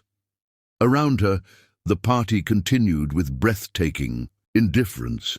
Beautifully dressed adults moved through the room carrying champagne and conversation, stepping around her as if she were a piece of furniture too insignificant to acknowledge. No one spoke to her. No one offered her food or drink. No one seemed to register that a 7-year-old child was sitting alone and forgotten while the adults enjoyed their celebration. And in the center of it all, Hayden stood near an enormous Christmas tree, deep in animated conversation, with a blonde woman in a designer gown who could only be Catherine Whitmore. He was smiling, gesturing with the kind of easy charm Zaria remembered from their early encounters, looking for all the world like a man who had never spent 6 weeks learning to braid a little girl's hair or debate the architectural merits of bird apartments. He had forgotten Amara existed. The realization hit Zaria like a physical blow, followed immediately by a rage so pure and focused it felt like divine intervention. She moved toward the house, with predatory purpose, no longer caring about social protocols or appropriate behavior, or anything except removing her daughter from this monument to calculated cruelty. The French doors leading from the terrace into the drawing room weren't locked, a testament to the security that wealth could provide. Zaria stepped into the warm, perfumed air of Georgetown society with the quiet determination of a mother whose child had been threatened. The first person to notice her entrance was a distinguished man in his 60s who looked like he belonged on currency. His eyes widened slightly as he took in her casual clothes and obvious working-class origins. But before he could speak, she was already moving toward Amara with single-minded purpose. "Baby girl," she said softly, kneeling beside the settee and opening her arms. Amara's careful composure crumbled instantly. She launched herself into her mother's embrace with the desperate relief of someone who had been rescued from drowning, and Zaria felt the small body trembling against her chest. "I want to go home, Mama," Amara whispered. "I don't like it here." "We're going home right now," Zaria promised, standing and lifting her daughter into her arms. "Right now." It was then that the silence spread through the room like a ripple across still water. Conversations halted mid-sentence as the assembled guests turned to stare at the intruder who had dared to enter their sanctuary uninvited. Zaria felt their attention like a weight, their curiosity and disapproval radiating across the elegant space with palpable force. And finally, inevitably, Hayden looked up from his conversation with Catherine Whitmore and saw them standing there. The expression that crossed his face, surprise, guilt, calculation, and something that might have been relief, told Zaria everything she needed to know about how completely he had compartmentalized his 2 lives.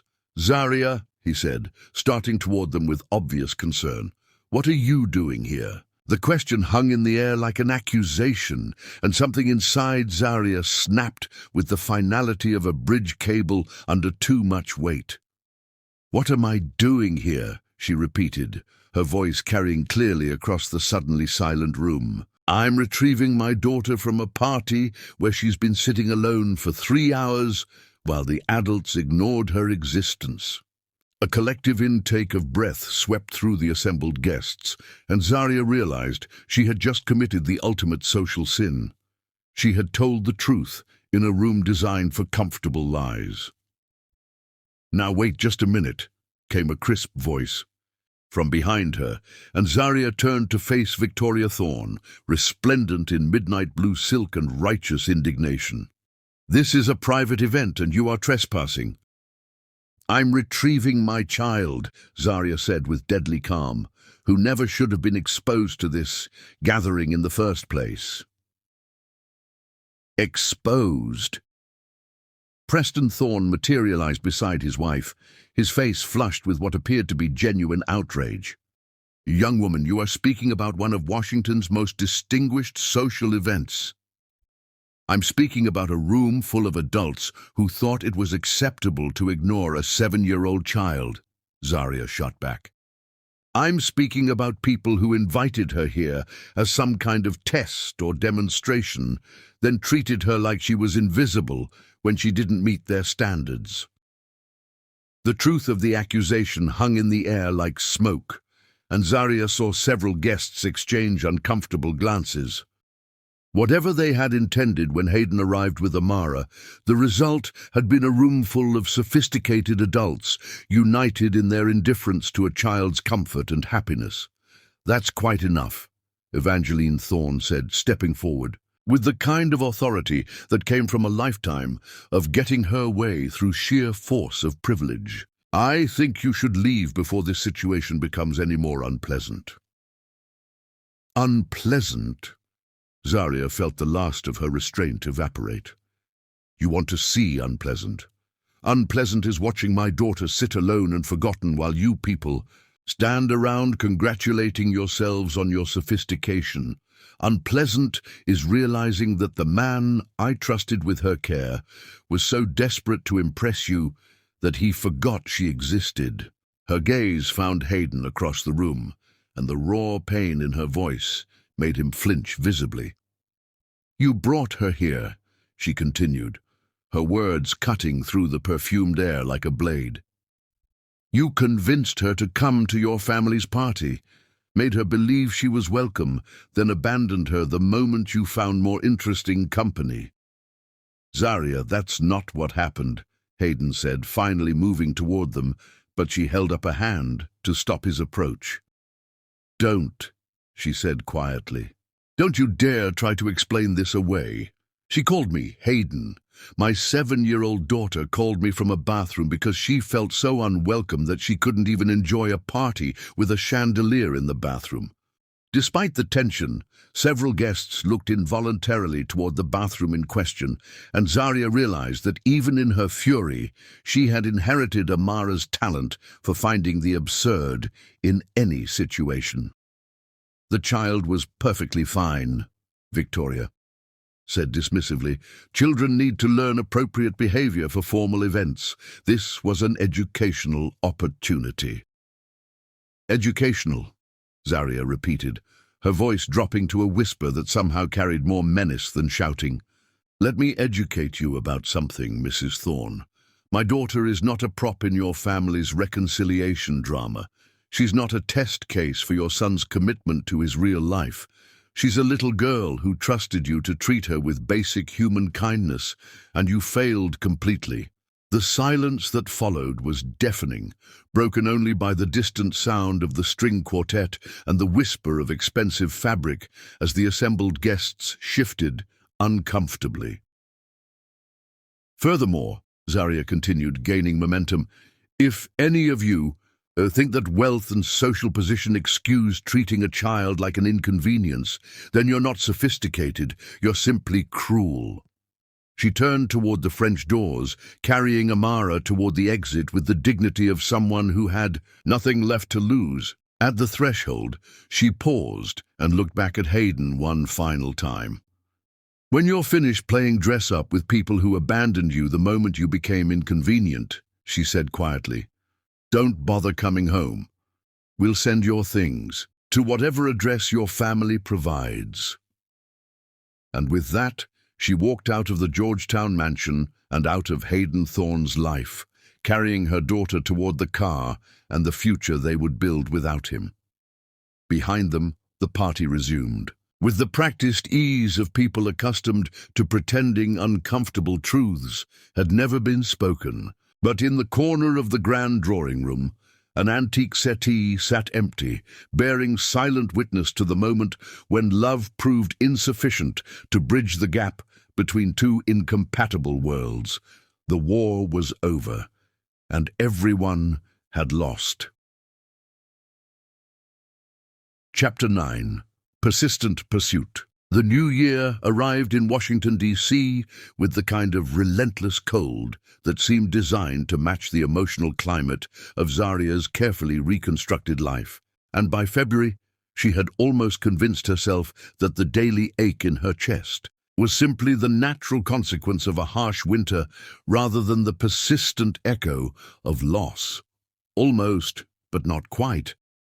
The first attempt at reconciliation came on Valentine's Day, which Zaria had decided to treat as an ordinary Tuesday devoted to the restoration of a 19th-century carriage house in Dupont Circle. She was reviewing thermal imaging reports with the environmental consultant when Michelle approached with the expression of someone bearing potentially explosive news. "There's a delivery for you," Michelle said carefully. "A rather extensive delivery." Through the construction site's trailer window, Zaria could see a florist's van disgorging what appeared to be an entire greenhouse worth of exotic flowers. Orchids in colors she didn't know existed, roses that probably cost more per stem than she spent on groceries in a week, arrangements that belonged in museum displays rather than modest construction offices. The card, when she finally located it among the botanical abundance, contained a single line written in Hayden's unmistakable handwriting. "For the woman who taught me what beauty really means." "Sweet sentiment," Ruby observed later that evening, surveying the floral explosion that had transformed Zaria's apartment into something resembling a luxury hotel lobby. "Expensive sentiment too, I'm guessing. Must have cost him more than some people's cars. Money he doesn't actually have," Zaria pointed out, though she couldn't quite keep the bitterness from her voice. "Unless his family's reconciliation came with a restored credit line." "Probably did," Ruby said, with the pragmatic wisdom that had guided her through 27 years of single motherhood. "Rich families don't stay rich by cutting off their own blood, no matter how disappointed they are. They just apply pressure until the wayward member comes back to the fold." Amara, who had been uncharacteristically quiet since Christmas, looked up from her homework at the kitchen table. "Are you going to call him Mama?" The question was asked with studied casualness, but Zaria caught the note of carefully controlled hope in her daughter's voice. 3 months later, Amara still occasionally asked when Hayden was coming home, still set an extra place at dinner, before remembering it wasn't needed, still saved interesting stories from school to share with someone who was no longer there to hear them. "No, baby girl," Zaria said gently. "Beautiful flowers don't change what happened. They don't make broken promises whole again." That afternoon, she had the flowers delivered to the children's ward at George Washington University Hospital, where they would bring joy to people who genuinely needed it, rather than serving as expensive reminders of poor choices and shattered trust. The second attempt came in March, disguised as professional necessity. Zaria was conducting a final inspection of the Meridian House restoration, now under new ownership and nearly complete, when she discovered Hayden waiting in the building's elegant lobby. He wore the same charcoal suit from Christmas Eve, though it seemed to hang differently now, as if tailored for a man who carried himself with less unconscious authority. "The new owners asked me to review the final specifications," he said without preamble, his voice carefully neutral. "Make sure everything meets the original vision for the project." It was a reasonable explanation, even logical given his extensive knowledge of the building's complex requirements. It was also obviously fabricated, since the new owners, a hotel development company, had been perfectly satisfied with Zaria's detailed progress reports and had never expressed any need for additional consultation. "I see," Zaria said, consulting her clipboard with professional detachment. "And what exactly did you want to review?" For the next hour, they moved through the restored spaces with the kind of focused efficiency that had characterized their early working relationship. Hayden asked intelligent questions about the hardwood floor restoration, offered thoughtful observations about the period lighting installations and demonstrated the same appreciation for historical preservation that had first impressed her. It wasn't until they reached the building's crown jewel, a restored ballroom, with original chandeliers and hand-painted ceiling murals, that the professional facade finally cracked. "This is extraordinary work," Hayden said softly, studying the intricate plasterwork that had required 6 months of painstaking restoration. "Your team achieved something remarkable here." "Yes," Zarya agreed, "this they did." The silence stretched between them, filled with everything they weren't saying and couldn't take back. In the afternoon light filtering through the ballroom's tall windows, Hayden looked tired, older somehow, as if the past 3 months had aged him in ways that had nothing to do with calendar pages. "Zarya," he said finally, "I need you to know that what happened at Christmas was exactly what I expected to happen," she interrupted, her voice carrying a finality that made him stop mid-sentence. "You made your choice, Hayden. You brought my daughter to a place where she would be judged and found wanting, then forgot about her the moment you found more suitable company. That tells me everything I need to know about your priorities." "That's not fair. You're not letting me explain." "There's nothing to explain. Your actions spoke louder than any explanation ever could."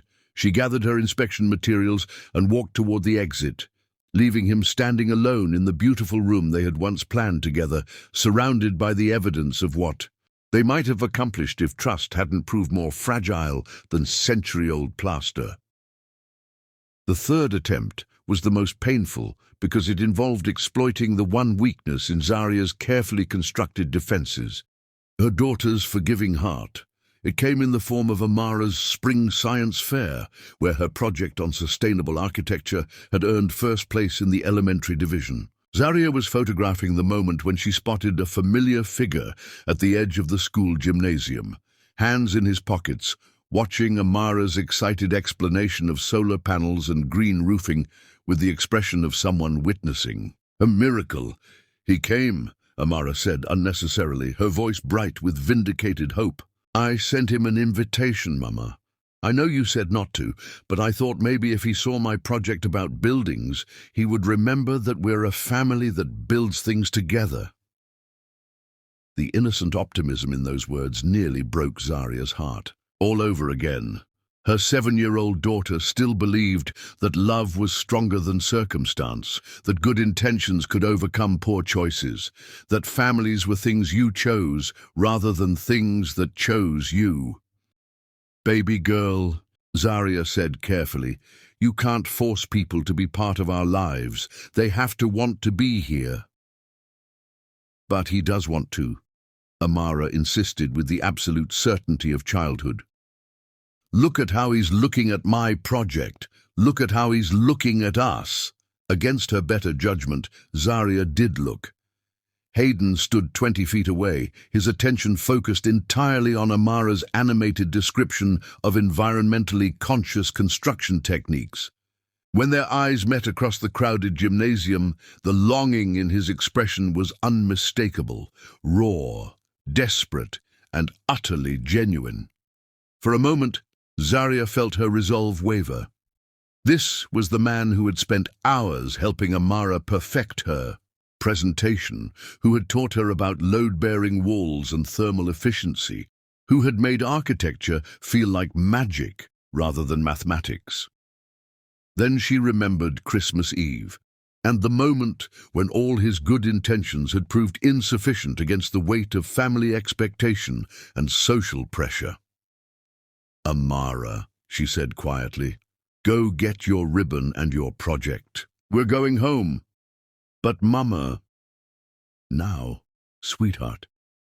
As they gathered Amara's materials, Zarya could feel Hayden's presence at the edge of her peripheral vision, could sense his desire to approach and the careful distance he maintained out of respect for boundaries she had made crystal clear.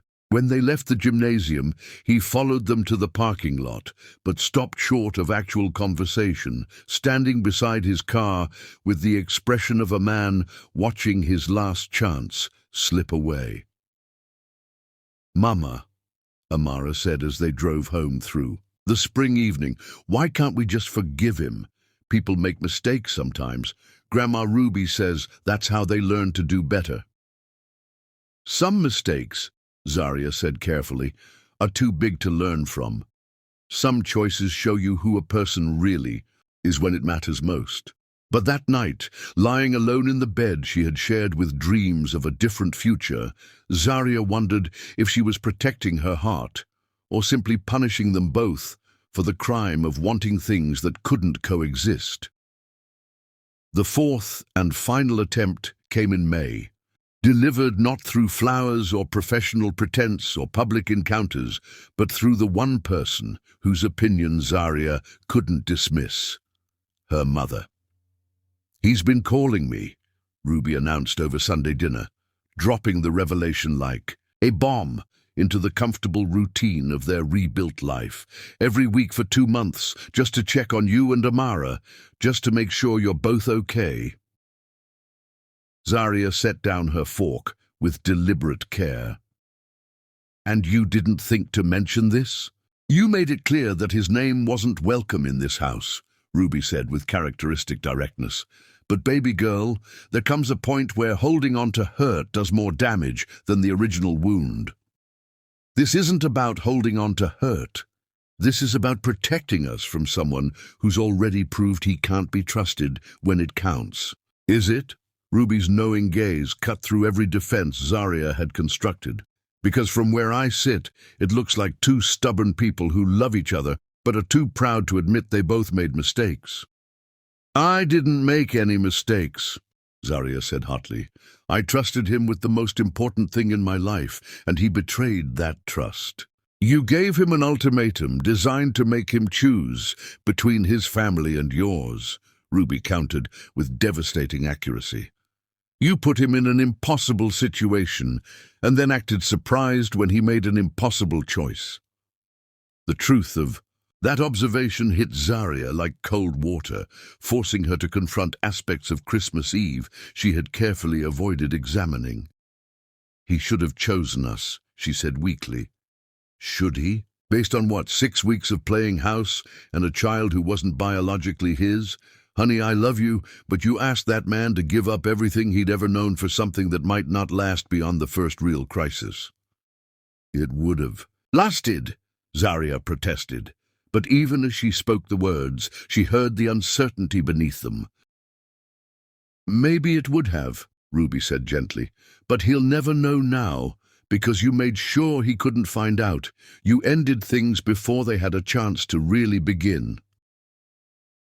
As spring turned toward summer, Zaria found herself thinking more and more about her mother's words, about ultimatums and impossible choices, and the difference between protecting your heart and simply being afraid to use it.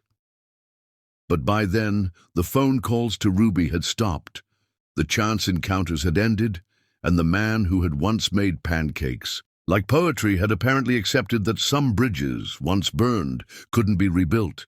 The war was over, and this time everyone had lost for good. Chapter 10: Redemption and Second Chances. August in Washington, D.C. arrived with oppressive heat when Amara's summer camp announcement changed everything. "We're doing community service at the Brightwood Community Center to help with their reading program." 3 hours later, standing in the doorway of the community center's converted library, Zaria understood why her instincts had been screaming warnings. Because there, kneeling on a colorful carpet surrounded by elementary school children, was Hayden Thorne. He looked different, thinner, with longer hair and wearing jeans instead of expensive suits. He was reading with genuine enthusiasm, the children hanging on every word with rapt attention. "Mama?" Amara's voice carried wonder. "Is that Hayden?" Before Zaria could respond, Amara was across the room. "Hayden!" she called out with pure joy. He looked up, and the expression that crossed his face when he saw Amara was complete, unguarded happiness. Whatever else had happened in 8 months, his love for her daughter remained absolute. "Amara," he said softly, opening his arms for her enthusiastic hug. "What are you doing here, sweetheart?" "Community service with my camp group. Are you helping too?" "I work here," Hayden said. "I help run the after-school program and the summer reading initiative." It was then that he saw Zaria in the doorway, and the careful composure he had maintained cracked slightly. "Hello, Zaria," he said quietly. In the controlled chaos that followed, Zaria found herself working alongside Hayden. He was good at this, patient with struggling readers, encouraging without condescending, naturally able to make learning feel like play. "Miss Zaria?" A small voice interrupted her observations. "Are you Mr. Hayden's wife? Because he talks about you a lot. He says you're the smartest, most beautiful woman in the world, and Amara is the best kid ever invented." The revelation hit like a physical blow. In 30 seconds, a 7-year-old had revealed that Hayden carried them in his daily conversations, like people who mattered. When the afternoon ended, Hayden approached carefully. "Would it be all right if I walked you to your car?" "I'd like to talk." Zaria looked at Amara's hopeful expression. 5 minutes. At the car, Hayden took a careful breath. "I need you to know that everything changed that night. I chose wrong, chose the appearance of belonging over actually belonging. I chose fear over love, and I will regret that choice for the rest of my life."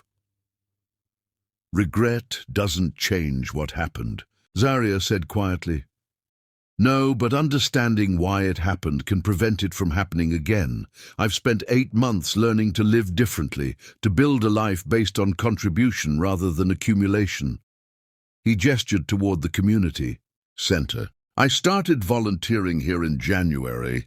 Georgetown offered me a teaching position, but when I saw what real work looked like, helping kids discover they're capable of amazing things, I realized I'd never done anything that mattered before." Amara stepped closer with fearless directness. "Did you miss us?" Hayden knelt to meet her at eye level. "Every single day. I missed your questions about bird apartments and the way you make everything more interesting just by being yourself. I missed being part of a family that chose each other." "Then why didn't you come back?" "Because sometimes when you hurt people you love, they need time to heal before they can trust you again. And sometimes the person who caused the hurt needs time to become someone worthy of that trust." "Have you," Zaria heard herself asking, "become someone worthy of that trust?" "I think I'm becoming that person. The children here seem to think so. I sleep well at night knowing my work contributes something positive to the world, but the only opinions that really matter are yours and Amara's." Zaria studied this man who once defined himself through wealth, now speaking about meaningful work and earned satisfaction. "The position here is permanent. Program director. Steady salary, health benefits, and job satisfaction that doesn't depend on family approval. I'll never be wealthy again, but I'll never be poor in the ways that actually matter." "And your family?" "They've made it clear that rehabilitation requires distance from choices they consider damaging to our social standing." His voice carried accepted loss rather than grief. "Family isn't about blood or obligation. It's about choosing each other every day." "Mama," Amara said quietly, "can we forgive him now?" The question carried such simple faith that Zaria felt tears threaten.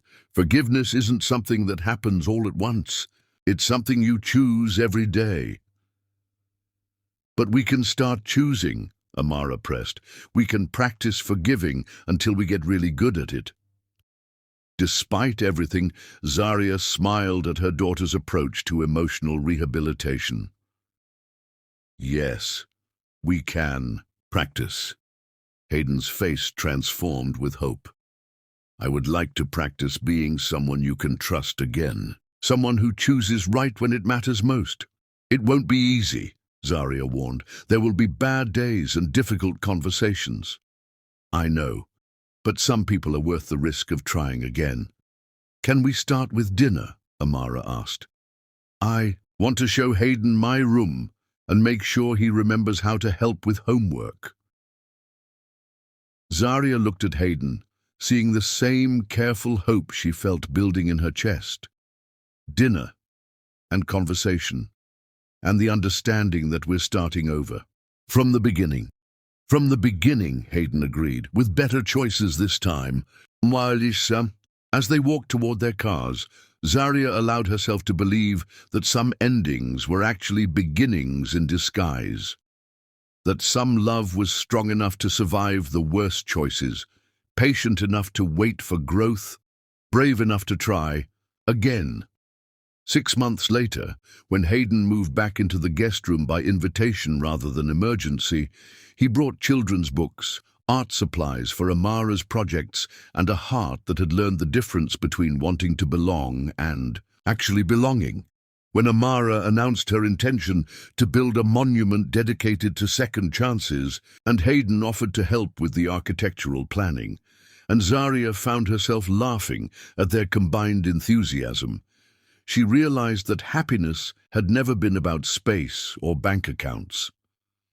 Happiness was about people who chose to fill the space with love, laughter, and the daily miracle of trying to be better than they had been the day before. And in the end, that was more than enough. The end